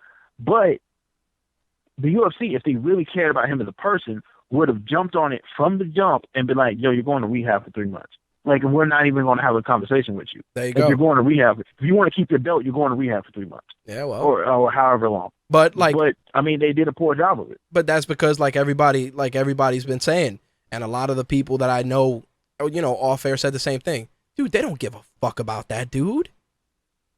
Oh, let's be real. Give a fuck about him, man. But we could, it's a dude, and we'll close it out with this, and you may agree with this. Everybody, you're punishing somebody for pissing hot, and you're giving them whatever, 6-month suspension, a fine, whatever the case may be. The punishments should be the fucking same across the board. You smoke a L, 6 months, here's your fine, thank you later. You get bagged with coke. Oh, it's not a banned substance. Fuck you, it's coke. You know what I mean? This is a job. You're done. Like, that's it. Like, for me, in all honesty, like, I kind of feel like out of competition, I really don't care what you do. Like, I mean, like you want to smoke weed when you're not fighting or you're a month or two away from your fight? Okay. Like, but that's the problem. Now, the commission doesn't. It's a problem because the commission doesn't know how to do that correctly at that point. Because again, their out of competition testing guidelines vary from fighter to fighter. Chael said it. Vanderlei said it. Dude, all these dudes say it. It's like, yo, it's when they feel like it. What's the window? Oh, well, 3 weeks out from fighting is in. You know what I mean? Like the Nevada State Athletic Commission is in such shit. That dude, it's terrible. And like I said, for Chael to acknowledge it, Vanderlei to acknowledge it, and so many of these other fighters, they're like, oh yeah, man, it's like their definitions are gonna vary based on who's fighting and how much money they're bringing into Vegas. You make a 6-figure salary, you make paper, and like my buddy just said, the entertainment business goes hand in hand with drugs. That's what it is. You know what the fuck the deal is. Yeah, I don't know. It's just so unfortunate that, and it's really unfortunate that it really downplayed how great of a fight that was. Yep, because it blemished. More or less forgot. Yeah, that was an excellent fight, and he looked really good in that fight. And now it's basically nobody cares that the fight even happened, dude. No one cares. Yeah, like it's unfortunate. Like he might be the greatest fighter of all time, and now people are going to be like, well, he did coke. I mean, not that I think that should diminish him being the greatest fighter of all time, or the greatest MMA fighter, well, maybe the number 2 greatest MMA fighter, but it shouldn't diminish that. But for the people who already don't like him, it's going to add this other thing so they can just harp on this too. Yeah, but you know what it is? The same could be said for Bonds. The same could be said for McGuire. The same could be said for Sosa, A-Rod, all these dudes. You do the shit, you get bagged, then, it's all a matter of the approach at this point. It's either you're punishing everybody the same or you're not punishing everybody at all. And the limitation of out of competition drug use is unilateral. It's like, yo, if you're 3 months out from a fight and some weed or some coke comes in your system, then, you know, we're going to tell you, hey, you're 3 months out. We're going to test you in, you know, 60 days. That shit better not be there. You know what I'm saying? That would be too simple. Exactly. That would involve logic at that point. But like I said, we could do an entire segment on this. So let me go just into a couple of other things. Dillashaw is getting another fight with Barao, and it's going down. And this was crazy at UFC 186. And Rory McDonald and Hector Lombard is your co-main. But the other thing is Rampage is on that card fighting Fabio Maldonado. And this fight threw me for a loop. Bisping and CB Dalloway. What's up with CB Dalloway getting high-low MMA fights? I don't... Exactly. I don't understand. Isn't that the same card where Johnny Hendricks is fighting Matt Brown? Allegedly, that was what I was hearing. That should be a good card. I don't understand CB Dalloway getting these high-level middleweights to lose. I don't see how he beats Bisping. I didn't see how he could possibly beat Lyoto Machida.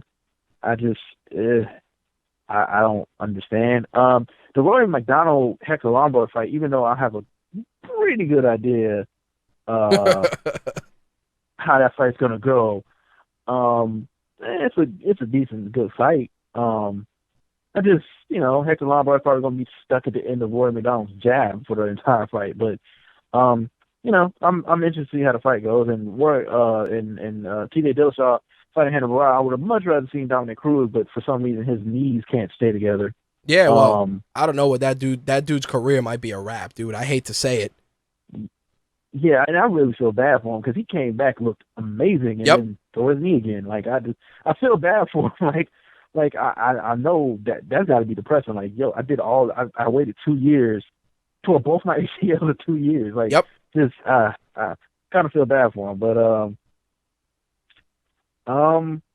yeah, I mean, I'm looking the Dillashaw Hannibal Barao fight. I'm interested to see what Hannibal Barao does differently. Because I still think he loses. And I still think he loses pretty badly. Well, you want to know what's funny? We were talking about that, and then it's like, you know, you see that fight, and it's like TJ Dillashaw, and I was kind of like, I liked what he said last week. I touched on it, where he was like, hey, man, if you guys want to get that super fight out of the way with me and Jose Aldo, I'm down. And I thought about it, and I'm like, you know what? Why the fuck not at this point? You know? I mean, you could do it. Because him fighting Barao, dude, like you said. Super fight. Him fighting Barao, it's like, all right, great. Like, they kind of put that fight together, and there was so much, there was zero enthusiasm in that fight announcement. I mean, the thing with me in super fights is, like, I kind of feel like both champions need to be really established. Like, Jose Aldo is the king of 145, period. And, like, Dillashaw is just starting. Like, 2 or 3 more title defenses, yeah. Maybe I'd like to see it, even though I think he would be hurt because I think people don't understand how big Jose Aldo is at 145. Yep. Like he barely makes 145. Like he looks like he's gonna die every time he weighs in. So, like, I mean, as far as super fights, like I would love to see like a Jon Jones, Cain Velasquez type because both of them are clearly the best fighters in the division. And with Dillashaw, yeah, you have the title, but are you really that much better than Uriah Faber? Are you really that much better than, you know, some other 135ers? Yeah, but you make a good argument, but you know what he did there? He realized, hey, let's get paid. Let's do this fight because yeah, the Barao fight is good, but how are you marketing that? You know what I'm saying? Yeah. Like I respected what he did because he knew he's in a corner to sell this fight. Yeah. Like, I mean, of course you ask for the fight, but I mean, there's very little chance that you're actually going to get it. But I mean, of course you ask for it. Like, what harm is there in asking for it? That's it. I'd ask for it. I mean, well, you know, we were talking about the whole thing with McGregor and the MMA math, and I like that they're saying that Mendes is going to fight Ricardo Lamas at UFC Fight Night 63. it should be a good fight, even though I have a pretty good suspension. Lamas is probably going to get hurt. Should be a good fight. I would much rather see Mendez Frankie. Right. You and me both. Frankie, whoever wins this fight between McGregor and Aldo should fight Frankie. Like, I mean, unless it's a really, really close, right, fight, they should fight Frankie. Like, Frankie deserves to have the title shot. No, I agree with that. I mean, it's just interesting that was the fight they put together, based on the conversation we had earlier. The other thing I wanted to talk about, and this will kind of help us take it home. It's not good for, well, not take it home because there's some other news, but it's not a good week for MMA fighters and cops because BJ Penn got arrested. He got arrested. He beat the hell out of his boy, broke his boy's orbital socket. Dude went to the hospital, and he was arrested for assault. And the first time, a couple years back, he had got arrested, and then they kind of removed that arrest. And then the other one with Dave Herman, straight police chase. I'm like, what is wrong with this dude? He 3 felony charges, resisting arrest, just insanity. And I'm like, yo, is this the crazy week? About the Dave Herman thing? His wife taped that, and I watched it. Yeah. Yeah, it didn't seem as bad as they were saying. Like the cops were like, oh, he's resisting. And like, I'm watching the video, I'm like, it doesn't seem like he really was doing what y'all said. Like, y'all seem to have embellished a bit here. Yep, and he got tased. Because and when you see the video, like, he got tased, and like, he really wasn't doing anything worth being tased for. But okay, yep. With Dave Herman, that's on video. I doubt his charges stick.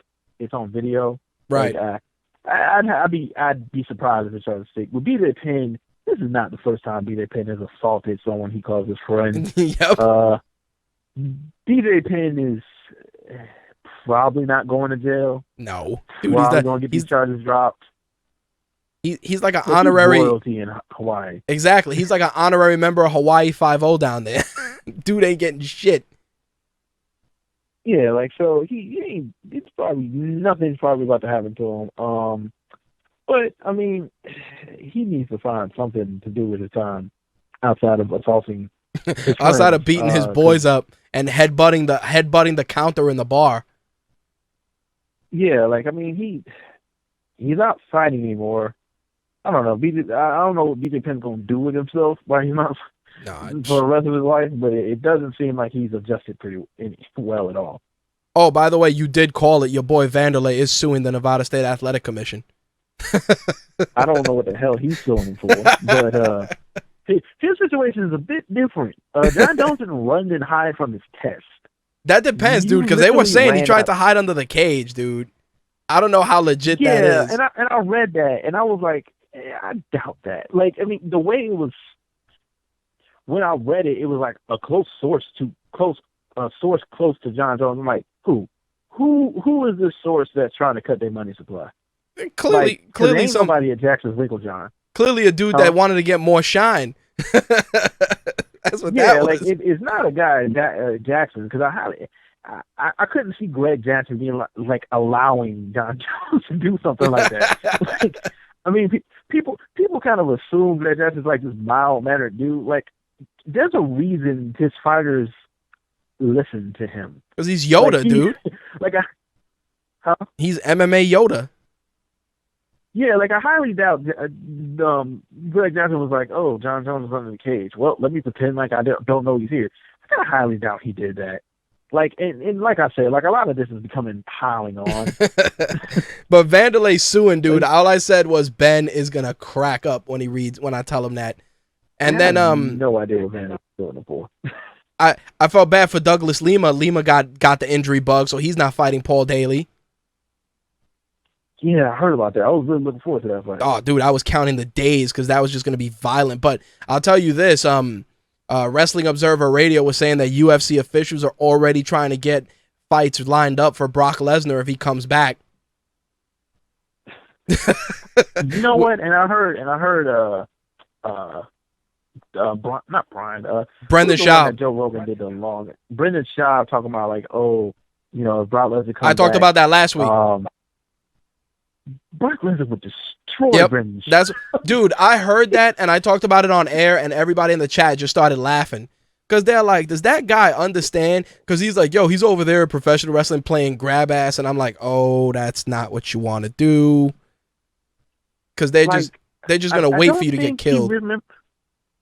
Like, it's not that Brock Lesnar was a bad MMA fighter. Nope. Like he was actually really good at it. Like, Brendan Schaub is not so good at it. Like, exactly. Well, let me rephrase that. He can box. Right. He can wrestle okay, but Brock Lesnar hits him, it's probably over, or takes him down, it's probably over. Like, Brock Lesnar is not some it's just weird to me, and it's not a lot of heavyweights that talk like this, but it's weird to me the heavyweights that act like Brock Lesnar, CM Punk. It's two different brands of athlete. Yep. Brock Lesnar is like a once in a generation style athlete.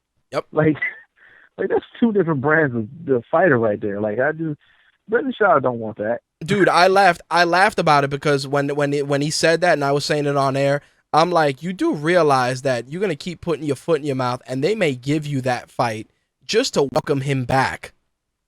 He may come in there and kill you. Yep. And nobody's going to shed a tear.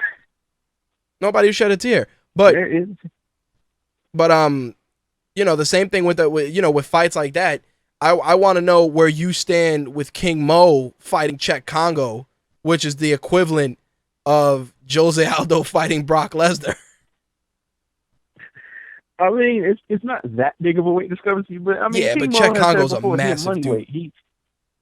He gonna fight where the money is. I have no idea how he beats Cheick Kongo. Seriously, maybe he can take him down repeatedly. That's the only way he's beating Cheick Kongo. Because Cheick Kongo, I think, is like 5 or 6 inches taller than him. Like that weight difference, dude. Cheick Kongo's a massive human being. I mean, people shit on the dude, you know, because he's just a French guy. You know, they shit on him just because he's French. But he's like, yo, he's a massive human. Yeah, he's missed the knee in the nuts. Don't get me wrong, but dude, he's a massive human being. Yeah, I mean, I'd watch it.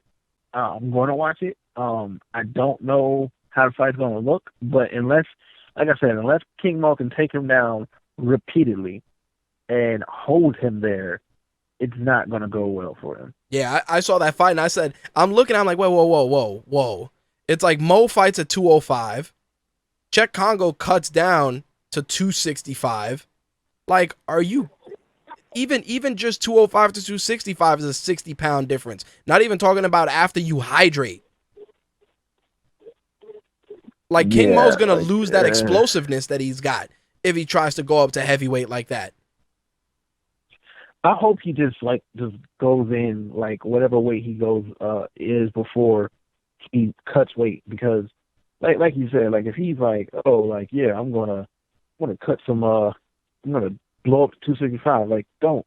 That would be terrible. Yep.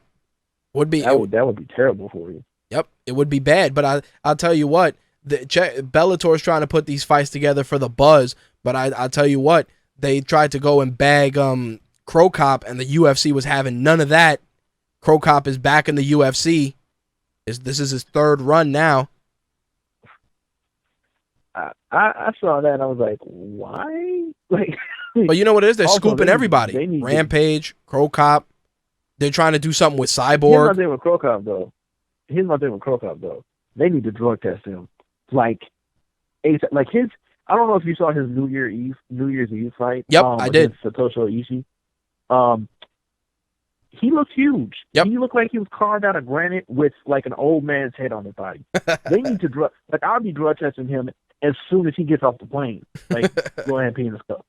Like, because yeah, he's probably on steroids. Not even probably.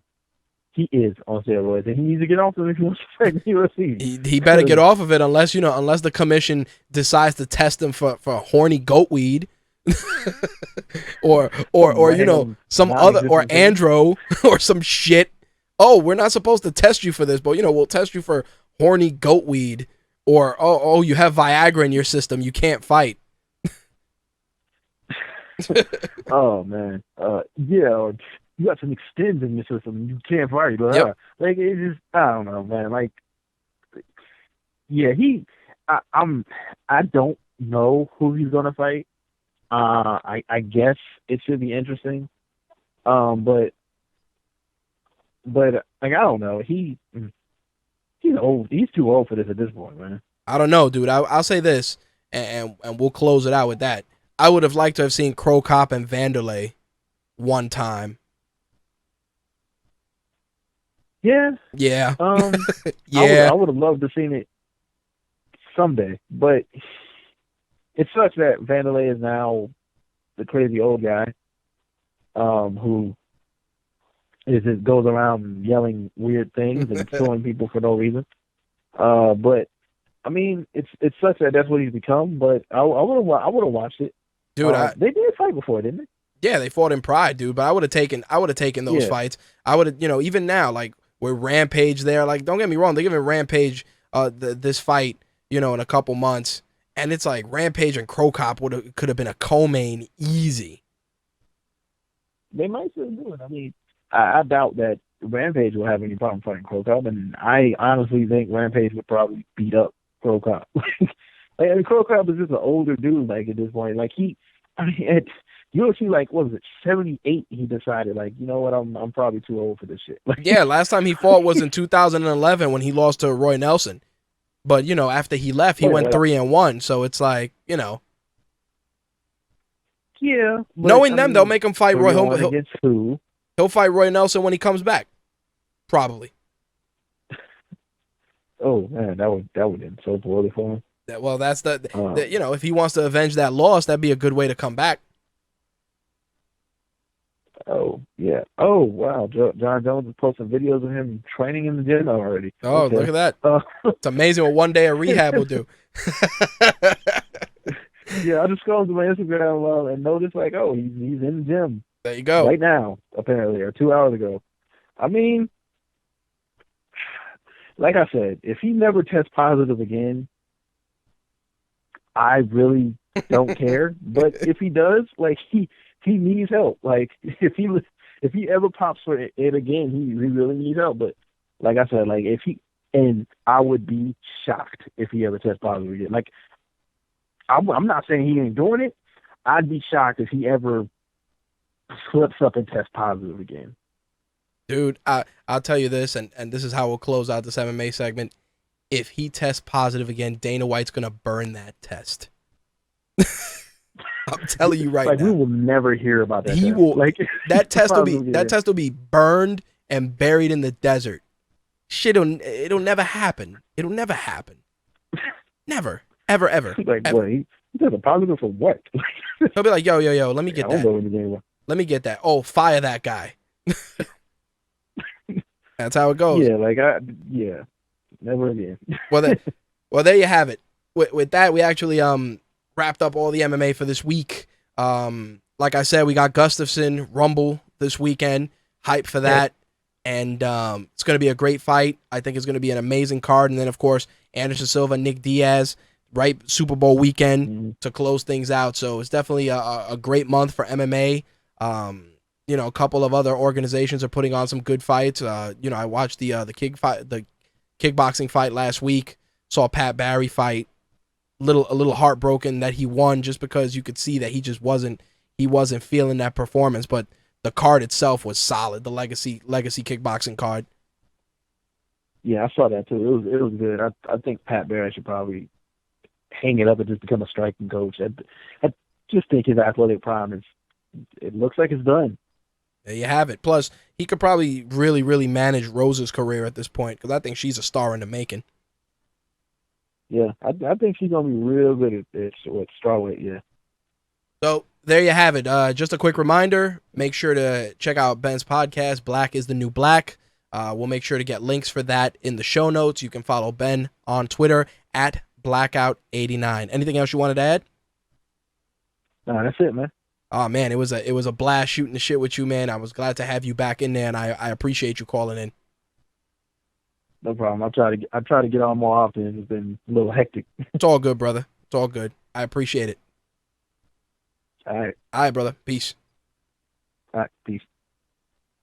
There you have it, ladies and gents. You can follow Ben, like I said, on Twitter at Blackout89 and look for his podcast, Black is the New Black. We'll make sure to put links in the show notes for that. All right, we had a crazy MMA segment. I knew it was going to be lengthy, and I knew it was going to be chock full of debate and discussion, and I'm glad we were able to get that stuff out there, because some of the stuff we addressed, you know, some people just they're in agreement, and I know I'm going to probably get tweets and stuff after the show's over, people disagreeing, and that's great. That's what we want. That's what this is all about, you know, conversation, conflict. You know, we definitely want to hear that stuff. So with that said, let's get into the week's wrestling. We got a lot of stuff to discuss. We got the Raw reunion, which for a go-home show for a pay-per-view was surprisingly decent, and I got a couple of things I want to address there. So let's get that ball rolling and cover some wrestling, shall we? And I know there's one guy who definitely wants you to be here for that, and that is Booker T. Take it away. We want the gold, sucker. Hulk Hogan, we coming for you, nigga.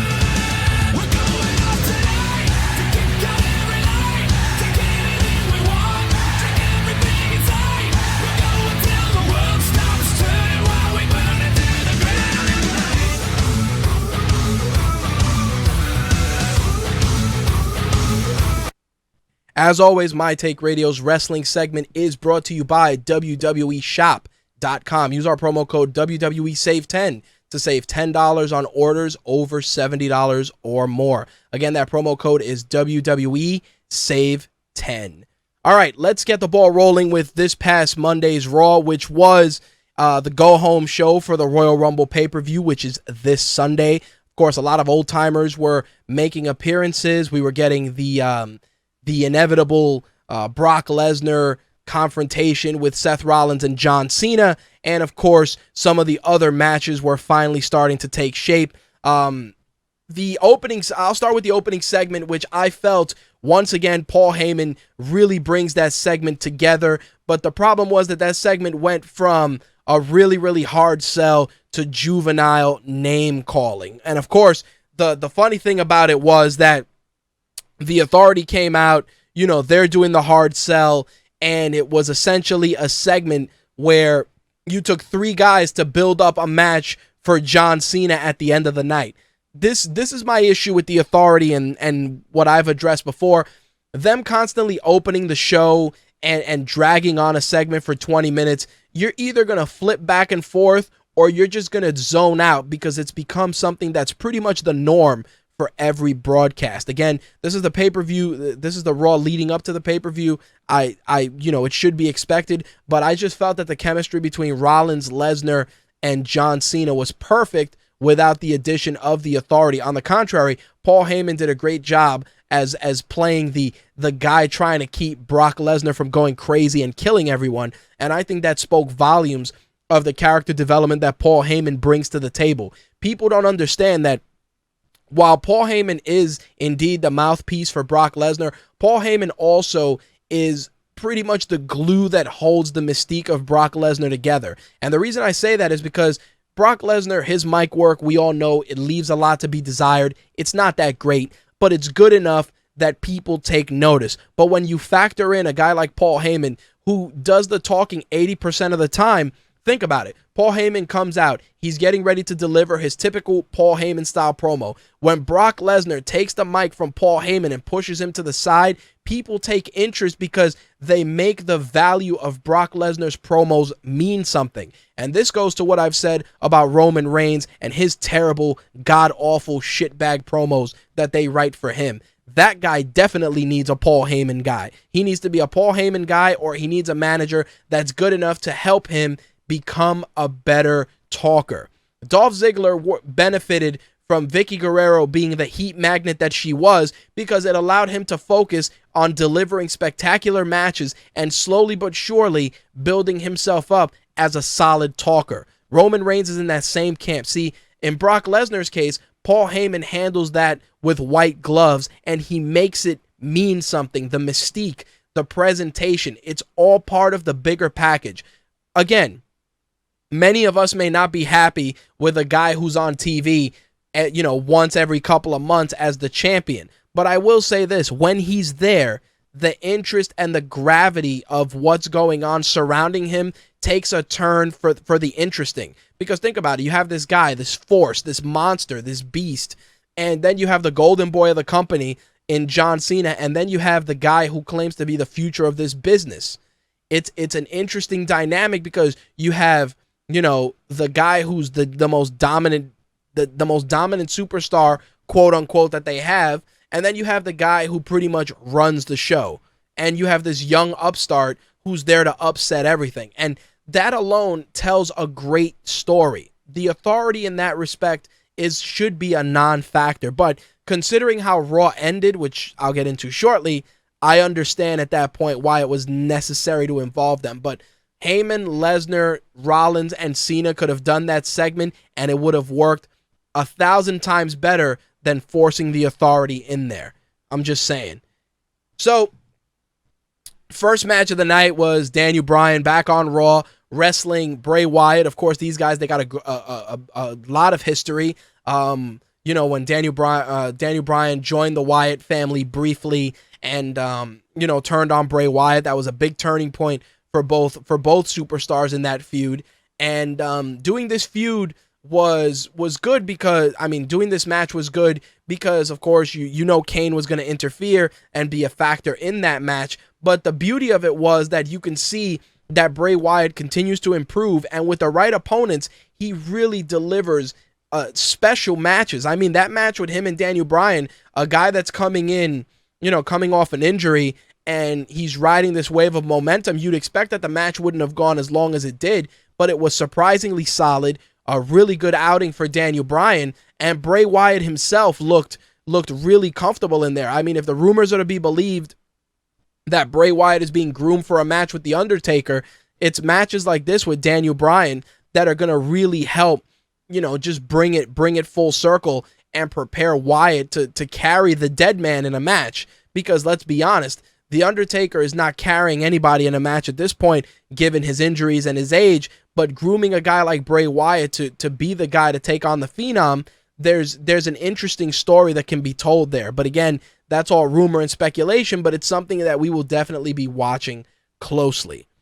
Now, our first Raw old school segment was with the NWO, and they were backstage, the Outsiders, with Triple H, and it was a really, really great segment. And then we got Damien Mizdow in there impersonating X-Pac, and that was probably the best 2 minutes out of that entire segment because, and I spoke about this off air with a good friend of mine, you can see the energy amongst those guys due to their friendship. And people don't understand that Triple H, DX, all that stuff, those guys, when he works with them, you can see that there's such a genuine, they're having fun out there. Like when they were clowning Triple H, when Shawn Michaels was clowning Triple H about the suit, and, Shawn Michaels, Triple H clowned Shawn Michaels about the hunting, and vice versa. There was really a lot of, you can see it, there was just a real good energy there. And, people automatically take to Twitter and complain about, these fucking old guys, blah, blah, blah, taking advantage of them, et cetera, et cetera, et cetera. And on the contrary, in the right circumstances, having the veterans there really adds something special to the product. There's no greater example of that than later on in the evening in the segment with the Ascension, which I'll get into. But, that segment with Triple H, like I said, I bitch about Triple H and his 20-minute promos, but in instances like that, where he's genuinely having fun out there, it just works, and you can feel that energy in just the exchanges on screen, and I really like that. I know people are just like, fucking old-ass Scott Hall, and old-ass X-Pac, and, Kevin Nash, who looks like he's carved out of granite for a guy who's, pretty old now. It's just, it was good, man. It was a really feel-good moment. I liked it. And, right after that, we segued into the Legends panel with Hogan, Flair, and HBK, which was okay. And as soon as I heard that this panel was going to happen, I said, who's going to be the driving force for this segment that's going to come out and interrupt or derail the segment? And of course, it was the Big Show, not shocked, which brought out Roman Reigns. The funny thing about it was just Ric Flair being a lunatic and trying to attack the Big Show, getting knocked out for his troubles. And of course, we have to make Roman Reigns look strong going in, which it's okay, but like I've said before, Roman Reigns is not the main event guy that I feel the company needs right now. There's, if anything, you can pour your stock in Seth Rollins, you can pour your stock in Bray Wyatt. If Bray Wyatt was champion or a main eventer, it wouldn't be so bad because, again, the guy has the mystique, he has the aura, he has the screen presence, and above all, he has the entertainment value. So, Reigns, they're trying, they want, and I've said this before, you're trying to capture lightning in a bottle. Just because the guy's Samoan and good looking and, he connects with the fans, you're in essence turning him into a modern day Rocky Maivia, where you push him so hard that the crowd turns on him. It's gonna happen. What a guy like Roman Reigns needs is moderation, more acting. Definitely more acting coaches, more speech coaches, and then, like I said, a mouthpiece. But for now, keep him the fuck away from the main event. Unfortunately, it's not up to me, but that's kind of where I stand with regards to that.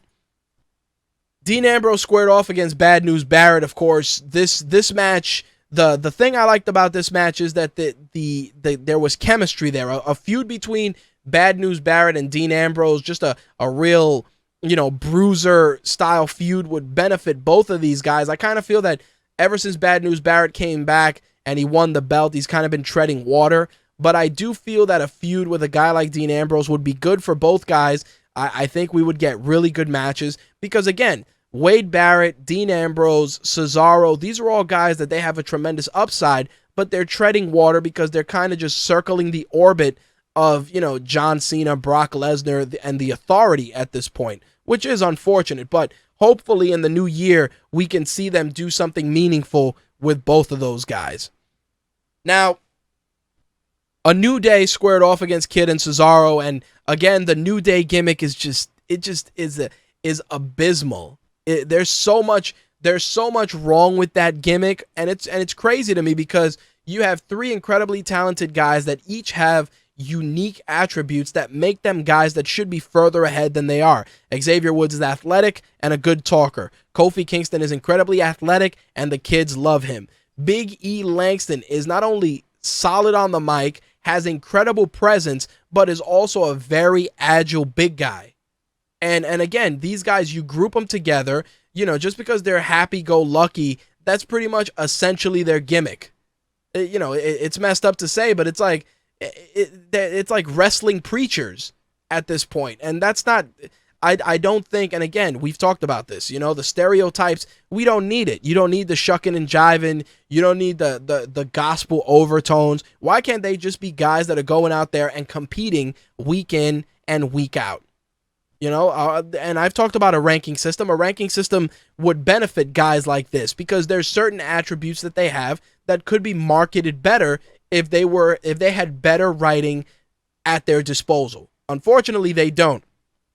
The tag team of Kid and Cesaro has a great upside. I like Cesaro and Kid. I think together they have a power and glory vibe, which really works. I like what they're doing. They really got unique offense, and you can see that Cesaro's working hard to make the tag team work. Tyson Kidd is as well, and I think that those are two guys that if you give them some time and you let them get a couple of wins under their belt, they can be a force to be reckoned with in the tag team division. Cesaro, like I said, the power and glory, the speed and the strength, it works. It works for those guys. With the New Day, same thing. You got the speed, you got the athleticism, but you just don't have the gimmick, which is sad, It's really sad. And then, like I said, and I said this last week, the involvement of Adam Rose strictly for the sake of creating the six-man tag match, which is exactly what's happening at the Rumble. That's all it is. The Adam Rose gimmick at this point is just, it really is a gimmick that should be put to pasture, and maybe Adam Rose is in need of a repackaging, because his character, it came through. Everybody liked the gimmick for a couple of weeks, and then the more you watch the gimmick and the more it played out, the more you hated the gimmick. Same thing with the rabbit. The rabbit came out with him, and it was kind of cool for a little bit, and kids were really digging it, but there was no payoff. Originally, the rabbit was supposed to be Darren Young, and it was supposed to lead to the program with Titus O'Neil, and it just fell apart. Now it's really just a terrible comedy act and a way for indie wrestlers to get a paycheck to come out there and be a rosebud once a week. It's really unfortunate.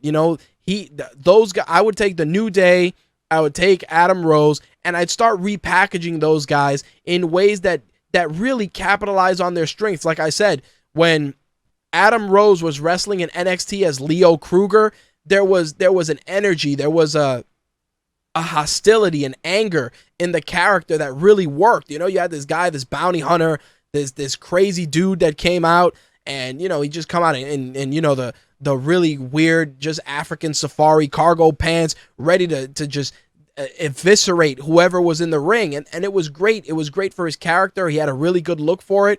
Him coming out there at this point playing, wrestling Russell Brand, it's not doing his character any favors. And like I said, the whole bunny thing at this point, it's lost its luster as well. But since you're trying to fill a Royal Rumble pay-per-view with matches, you might as well do something with him while he's there. So the New Day is going to be squaring off against Kid, Cesaro, and Adam Rose, I believe, in the pre-show for the Royal Rumble. So if you're looking forward to seeing that match, which is probably going to be the same match we've seen the last couple of weeks, then you'll be seeing it Sunday. All right, so the NWO came out, and they cut a nice promo. Like I said, very nostalgic. We got our patented Scott Hall, Ayo. And they were cutting a really good promo, and they were interrupted by the Ascension.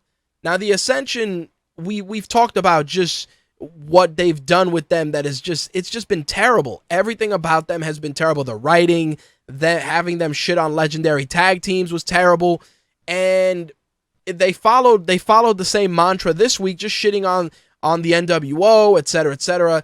And the funny thing was, it actually led to Bradshaw, JBL cutting a promo, and as soon as he got up, I'm like, yo, why does JBL have dad jeans on? And he came out, he cut a really, really good promo. He said, I need some help. Ron Simmons comes out, APA regalia. JBL had an APA shirt underneath. The New Age Outlaws came out. Again, very nostalgic, very cool. For that exact instance, for one night only, it was good. I felt like I was, it was the 90s, and I was watching Raw at 9:30 before it went into the war zone. And, I enjoyed it. A lot of people, like I said, they looked at it very poorly, but I really liked the setup. The setup was good. Of course, this is leading to the match with the Ascension and the New Age Outlaws, which it's a recipe for disaster. But I just felt that involving all those legends and using it in that mindset, in that sort of an environment, was good for them because the crowd was really into it, and it was good for the Ascension. The problem is with the Ascension that the gimmick that they're in is just terrible. I would have actually liked, aside from Bradshaw and Ron Simmons, I would have liked for Booker T to get up, since they were there, and for him to just be like, that you guys aren't the only guys that have issue with the way these guys have been talking. And Booker T and Stevie Ray, a Harlem Heat reunion on that show would have been really cool to see, and the crowd would have got into it. But again, selective memory. You're just acknowledging everything that the WWE brought to the table. But not for nothing, when you talk about tag teams in WCW, you got to talk about Harlem Heat. You got to talk about the Steiners. Again, Legion of Doom, the Road Warriors. You got to talk about Sting and Lex Luger.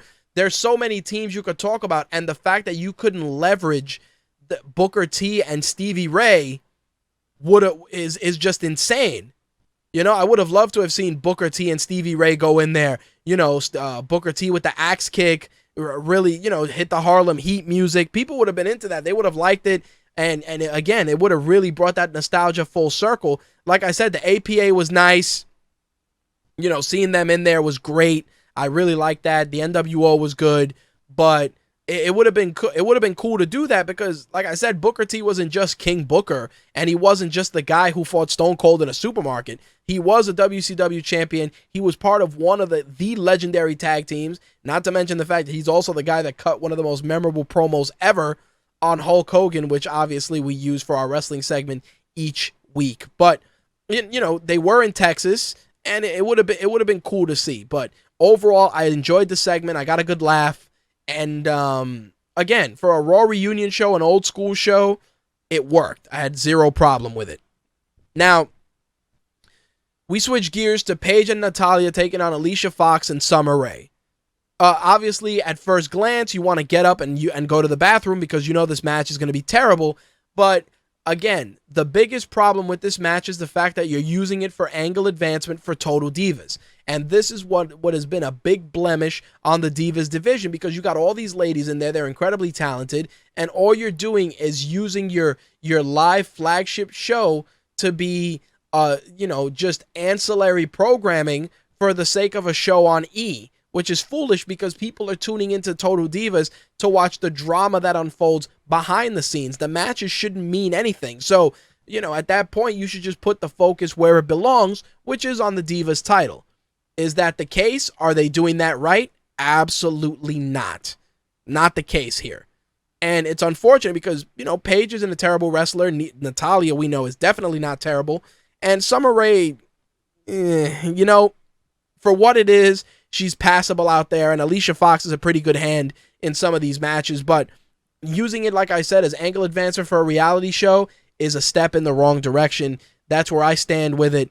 And, the fact that you're using that to set up a tag team match, I mean, partially that tag team match is being set up as, due to Nikki Bella's leg injury, but the fact that your title isn't even, your women's title isn't being defended at a pay-per-view is just, it's stupid too. I mean, you could have done the Freebirds rule with the Bella twins where Nikki's hurt, Brie's going to defend the title in her place or something like that, and it would have at least been interesting, a different dynamic. And again, old school, all belts should be defended at pay-per-views, period. I stand by it. It's a belief I've had since I was a kid because those are the payoffs. Those are the big money matches. That's where they should be. Every belt should be defended at every pay-per-view. And even if you're doing the matches before the Royal Rumble itself, you go out there. In the old days, the guys would have their matches, defend their belts, and they would still participate in the Rumble because that's what it was. Nowadays, it's like the belts are an afterthought and they're just merely accessories, which at this point, it's like, why bother having two ancillary titles, meaning the IC and the US title, if you're not doing shit with them? It's frustrating for me as a fan. And, I came into this episode of Raw. I said, you know what? I'm going to try and watch it as a fan, try and not be too critical, too analytical, so I can just enjoy it. And I did that about halfway through the show. I tried to enjoy it for what it was. Just a lot, some really decent segments, some passable wrestling, and a lot of blemishes. But again, the necessity to be analytical, the necessity to work while watching it, definitely becomes a deciding factor, which is what happened as the night progressed. I mean, Rusev, there was no necessity for you to have R-Truth get squashed on his birthday by Rusev. Nothing was accomplished, and it was just stupid. It was a waste of time. The one thing I will say that right after that, there was a segment backstage with Rollins and Brock Lesnar. And again, Brock Lesnar showed really good signs of just solid promo work. I mean, whoever wrote the promo for his exchange with Seth Rollins was spot on. Brock Lesnar was like, yo, I'm a prize fighter, and, I hope that you do take out Cena tonight, because I'm going to take you out Sunday. And it was good. There was good intensity there, good chemistry. And again, Brock Lesnar, if he was a full-time performer and was there all the time, he'd have some great chemistry with a lot of those guys. Slick says there are rumors of a new draft with SmackDown on its new night. If they do that, we definitely need more belts. I can agree with that. Slick adds that the Lesnar scene was a high school hallway meet. He was like, I'm going to fuck you up when the bell rings. The thing was that even though, Slick's analogy is interesting because sometimes it's the less is more approach that works wonders. Like, they're backstage. You know you're going to run into Brock Lesnar backstage. You know this. So having them meet and the exchange be the way it was, I liked that because you know what it was? It wasn't the overabundance of the crowd and the John Cena and the authority. It was just the future and the present exchanging words backstage. And that to me was simplicity at its best, but effective in its execution. That's all I'm saying. Of course, we get the Miz and Jey Uso because at this point, who gives a shit? And then, of course, the main event of the evening, which was John Cena taking on the Big Show, Kane, and Seth Rollins, with the stipulation that if Cena wins, Ryback, Rowan, and Dolph Ziggler would be hired. If John Cena loses, he would give up his title opportunity. Of course, this was all done courtesy of the WWE app, and I'll admit that the setup was good, and it was good strictly from the match being as good as it was, and the debut of Sting on Raw. There was really some awesome stuff. That entire exchange leading up to it, the usage of Sting in that environment was great because, again, Sting is an attraction. He's not a guy that you're going to have wrestle every week. He's not a guy that's going to go out there. He's the guy that comes out there and he just all of a sudden becomes an equalizer in an inadvertent way. And it worked, he came out, he got everybody's attention. Cena gets the pin and the guys get hired. And it was good because, you obviously see that they're going to build up Sting versus Triple H for Mania. And yes, don't get me wrong. I'd love to see Sting and The Undertaker. But you have two old guys that are out there that it's just not going to do the match they're not going to be able to do the match any justice. Meanwhile, Triple H, love or hate the guy, he's still in great shape. He can still have solid matches with the bulk of the roster, and I think he'd be a great individual to carry Sting in a match. Don't get me wrong. The fanboy in me, the 90s wrestling fan, the hardcore flipping between WCW and Raw, would love to see Sting and The Undertaker. Who wouldn't? But I also have to respect the fact that these guys would tarnish their legacies by going out there and having a match that consisted of punching and kicking and rest holds for 20 minutes. With Triple H, yes, it's not the match we want, but I think it's the match that would be beneficial to both guys because Triple H is going to turn it up to another level and he's going to help Sting just have a great outing in front of a WWE audience. Neither guy is going to want to tank that match and hurt the other guy. So I think that for as much as I'd love to see it, like I said, the inner kid in me would love to see Sting and Taker. I respect the logic that's being applied by putting Sting with Triple H. Whether that truly pans out or not, I mean, that's where we're leading, but anything can change after the Rumble. Simple as that. Slick writes, WWE needs to figure out what they want to do with Cena. If he wins on Sunday, even if Rollins cashes in and wins, Cena has accomplished the last thing he needs to accomplish. This is true. But I can tell you right now, and this will be my prediction. I see Brock Lesnar retaining. And I see Rollins' attempted cash-in being interrupted by Randy Orton. I see it happening.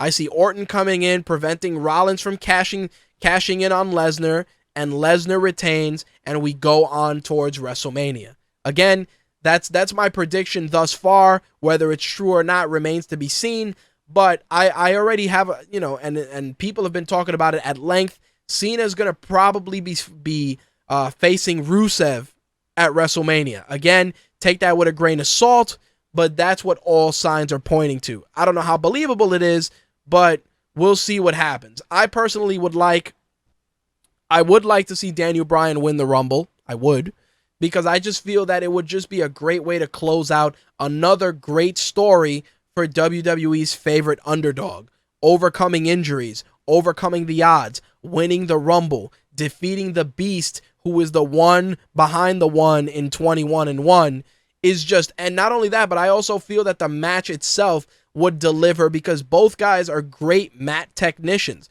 Brock Lesnar's amateur wrestling background, nobody likes to talk about it, but his collegiate background is tremendous. And I think that compounded with his MMA background would work really well in a match against Daniel Bryan. And again, the David versus Goliath atmosphere would truly, truly sell that match. It really would. Roman Reigns and Brock Lesnar, I'm sorry to say it, nobody gives a shit because there's zero story to be told. Everybody knows Brock Lesnar's going to do the job to put over whoever it is because either he's going to renew or he's not. And if he's not, I'd rather he put over Daniel Bryan, who can continue to wave the banner as being the face of the company, instead of, dropping the belt to Reigns, who at this point is pretty much being forced down everyone's throats. That's kind of where I stand with it. Slick says, I think that Bryan will lose tomorrow and get kicked out of the Rumble because Bryan versus Lesnar is a recipe for destruction of Bryan permanently. I have to disagree. Like I said, I think that the underdog story and the culmination of another great WrestleMania moment for, like I said, WWE's favorite underdog is a no-brainer at this point. Plus, like I said, the guy's been off TV for how long, and he still controls the crowd. He still moves the crowd when he comes out. And that's huge. It speaks dividends. Like I said, nobody wants to see John Cena challenging for the belt once again. No one. No one wants to see that. No one. Slick adds, normally I would agree, but Lesnar hurts people for real. He does, but you also got to remember that it's different when you're getting in there with a guy who shares a similar background with you. And the reason I say this is, Daniel Bryan, he practices his fair share of MMA. He does submission wrestling. He does, he has good ground technique. I think it would definitely work.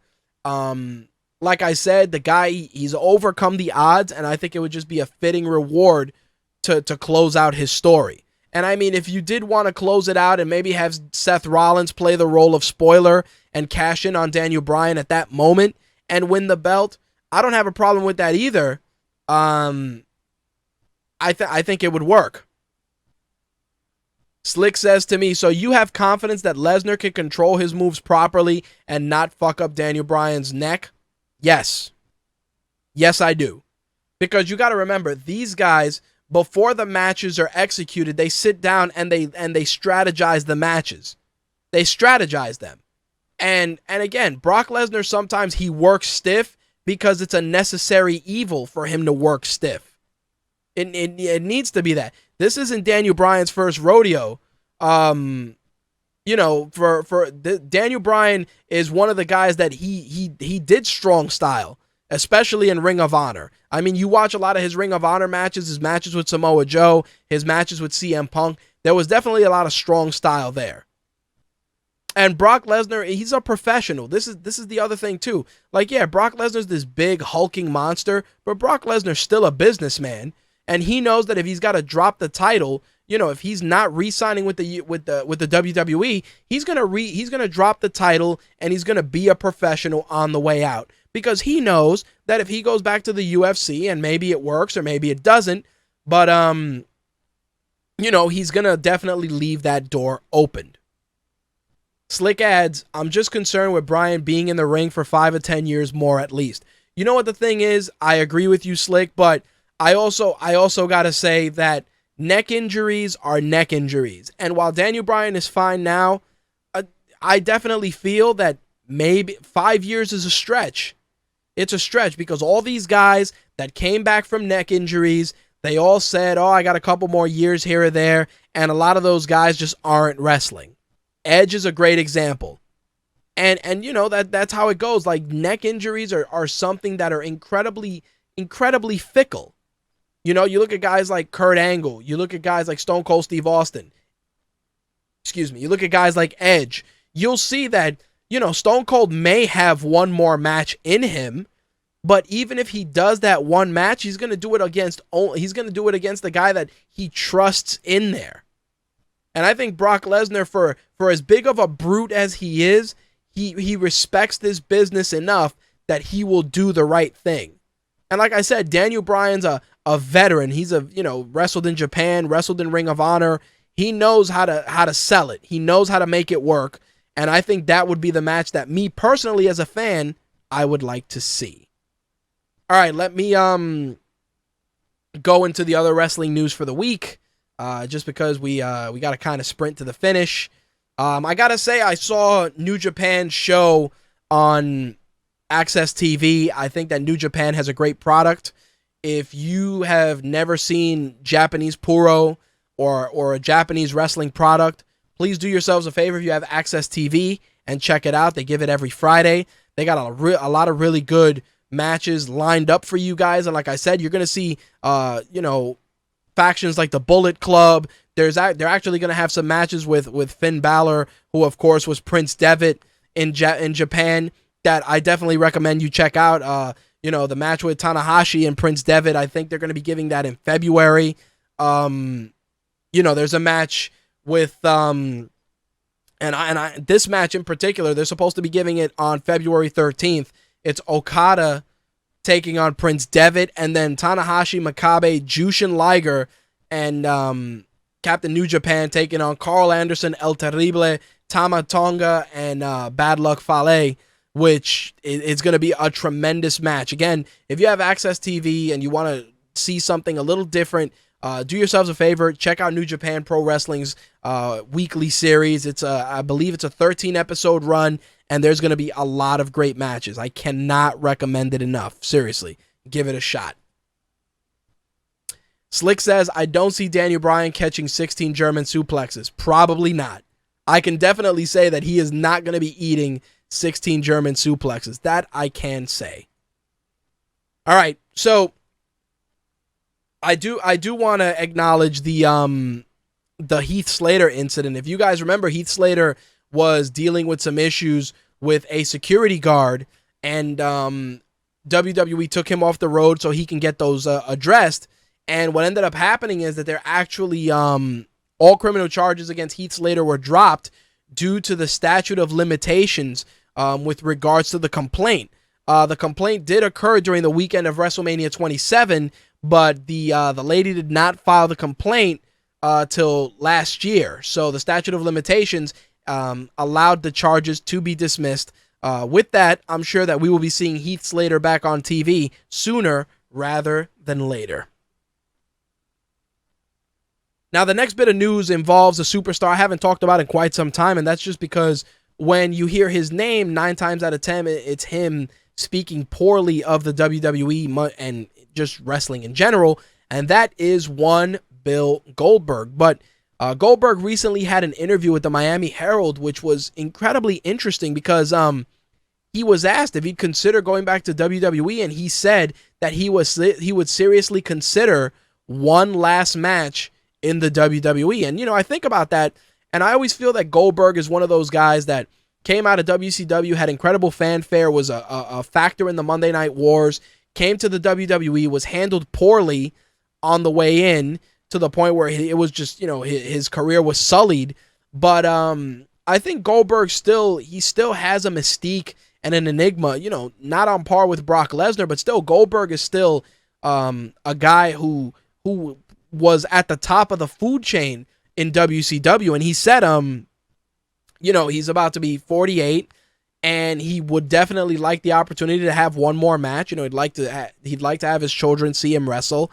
And he actually said that he'd love to have a match with Stone Cold Steve Austin, which is kind of cool.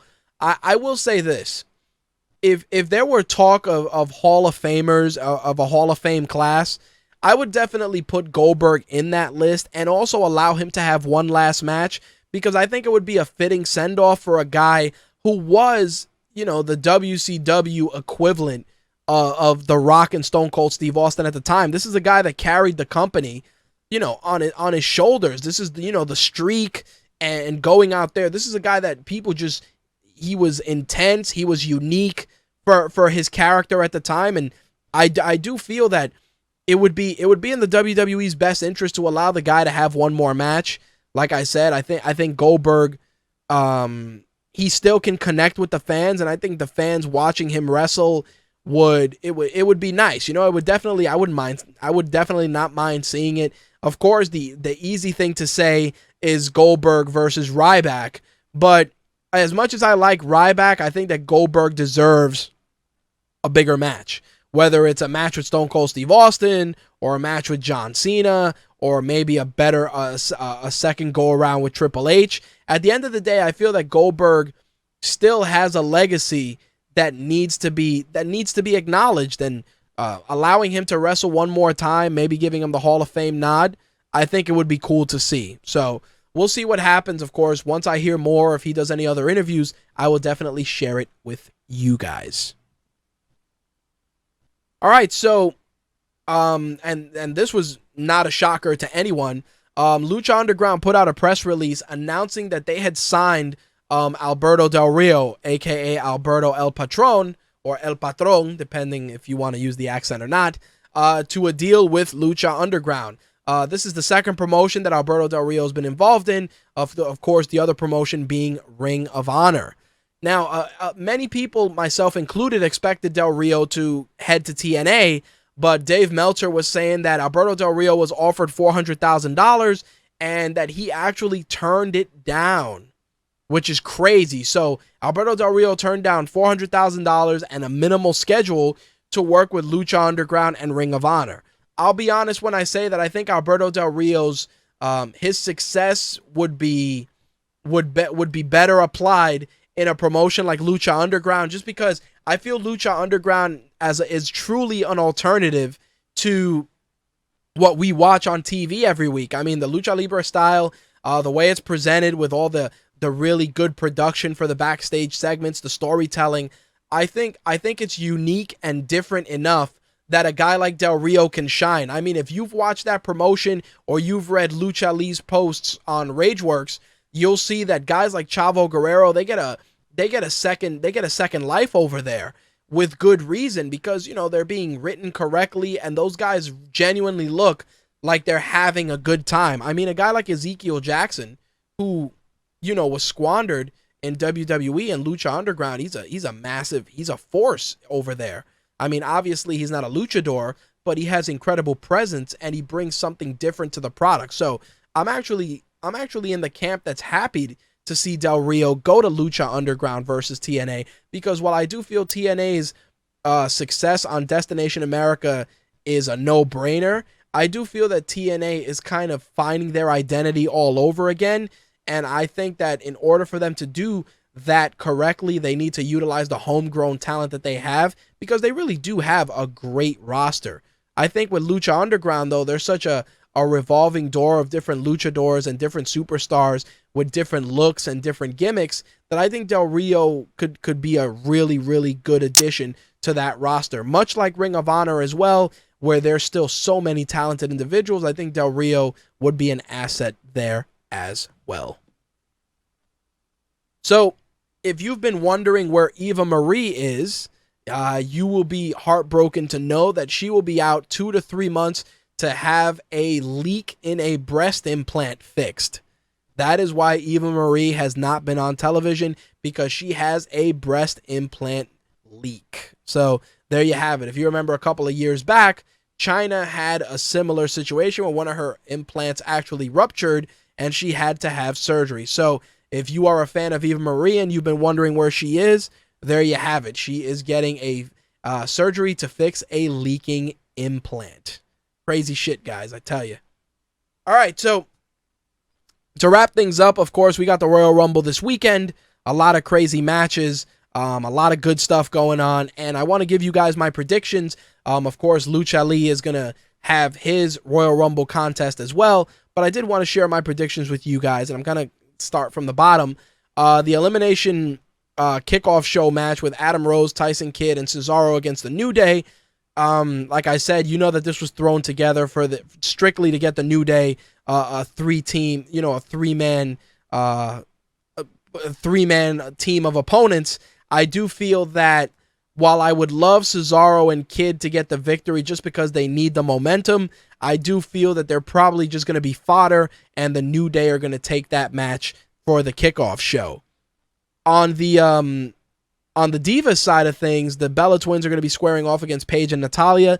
I kind of feel that they're trying to really, strengthen the bond between Paige and Natalya strictly off of Total Divas. So with that, I do say that I think Paige and Natalya are definitely going to take it, but I do feel that the Bellas may do a post-match attack or something just to gain their heat back, but I do think Paige and Natalya will take it.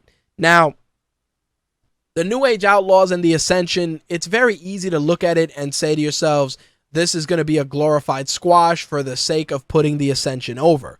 And while I do understand that that probably will be the end result, I do feel that the New Age Outlaws, for as old as those guys are, they still can get the job done in the ring. They still have good technique, and I think they'll really help strengthen the gimmick of the Ascension as being the quote-unquote best tag team. But the only thing that concerns me is that they don't go often to the well of making them have matches with old school tag teams at countless pay-per-views, because in doing so, you're going to make them just be the guys that beat up the old guys. And while that does work if you're, Randy Orton and you're the Legend Killer, I don't think from a tag team standpoint it's going to work as well. Now, if the payoff was that, say, I don't know, Devon and Bubba Ray come back as Team 3D, then that would be different, because then that would show that you're trying to strengthen your tag team division and you're using two credible, hard-hitting teams to do it. But, I don't think that's the case, but I will say that the New Age Outlaws are definitely getting their asses kicked on Sunday. The WWE Tag Team titles are on the line when the Usos take on The Miz and Damien Mizdow. I feel that the dissension between the Miz and Damien Mizdow is slowly coming to a head, and I think that's going to be a factor in this match that will allow the Usos to keep the titles, because, of course, it is inevitable that Mizdow and The Miz will break up and have their own one-on-one feud. I really would like to see it stretched out and maybe, used at WrestleMania. I think it would be a great culmination, and I think a huge arena at WrestleMania rooting for a guy like Damien Mizdow against, the A-lister, The Miz, would be a fitting payoff for a gimmick that has been cultivated slowly yet effectively. So with that said, I do see the Usos keeping it up, and I do feel that The Miz and Mizdow, the wedge will be continue to be driven in. But like I said, I think the payoff is, I really would like the payoff to be Mania, because you can stretch it out a little bit more. As for the Royal Rumble match, which of course, Daniel Bryan, Rusev, Bad News Barrett, Bray Wyatt, Reigns, Ambrose, Kane, The Big Show, Justin Gabriel, Fandango. I'm sure we're going to see some NXT guys in there, a couple of the one-offs.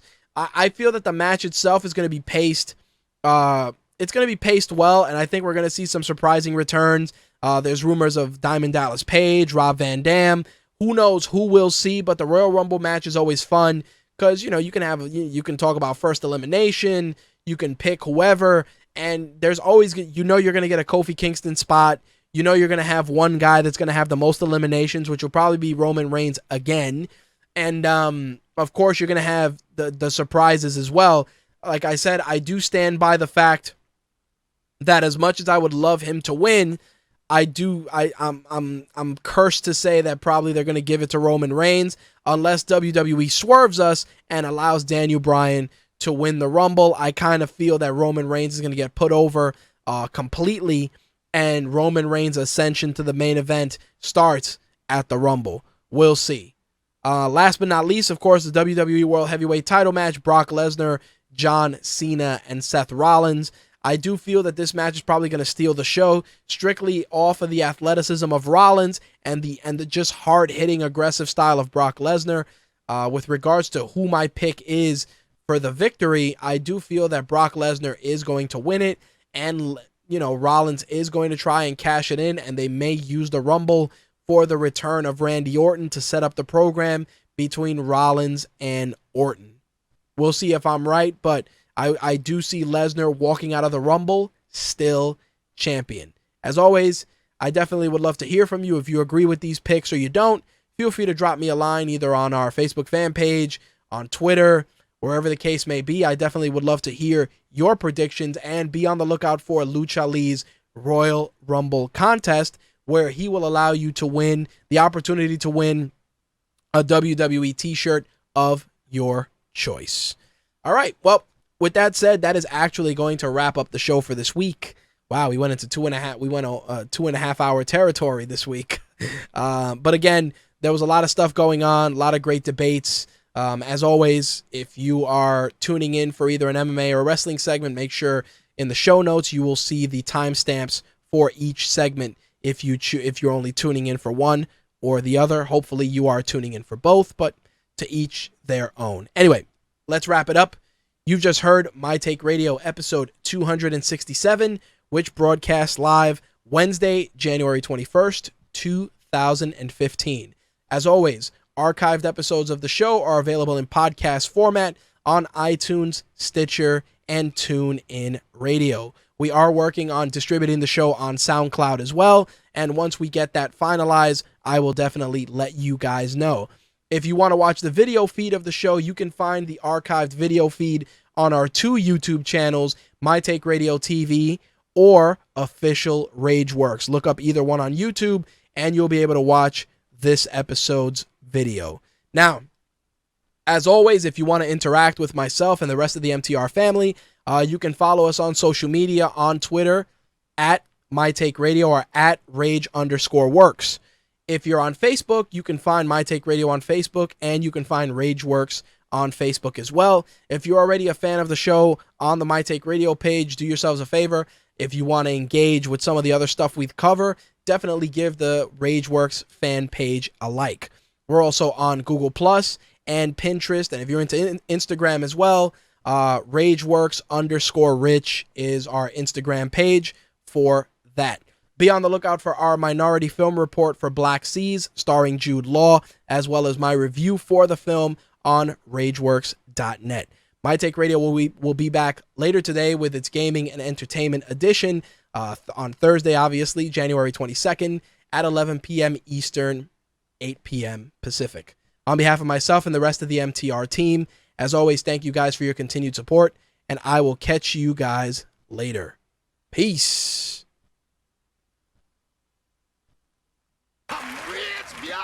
That's all, folks.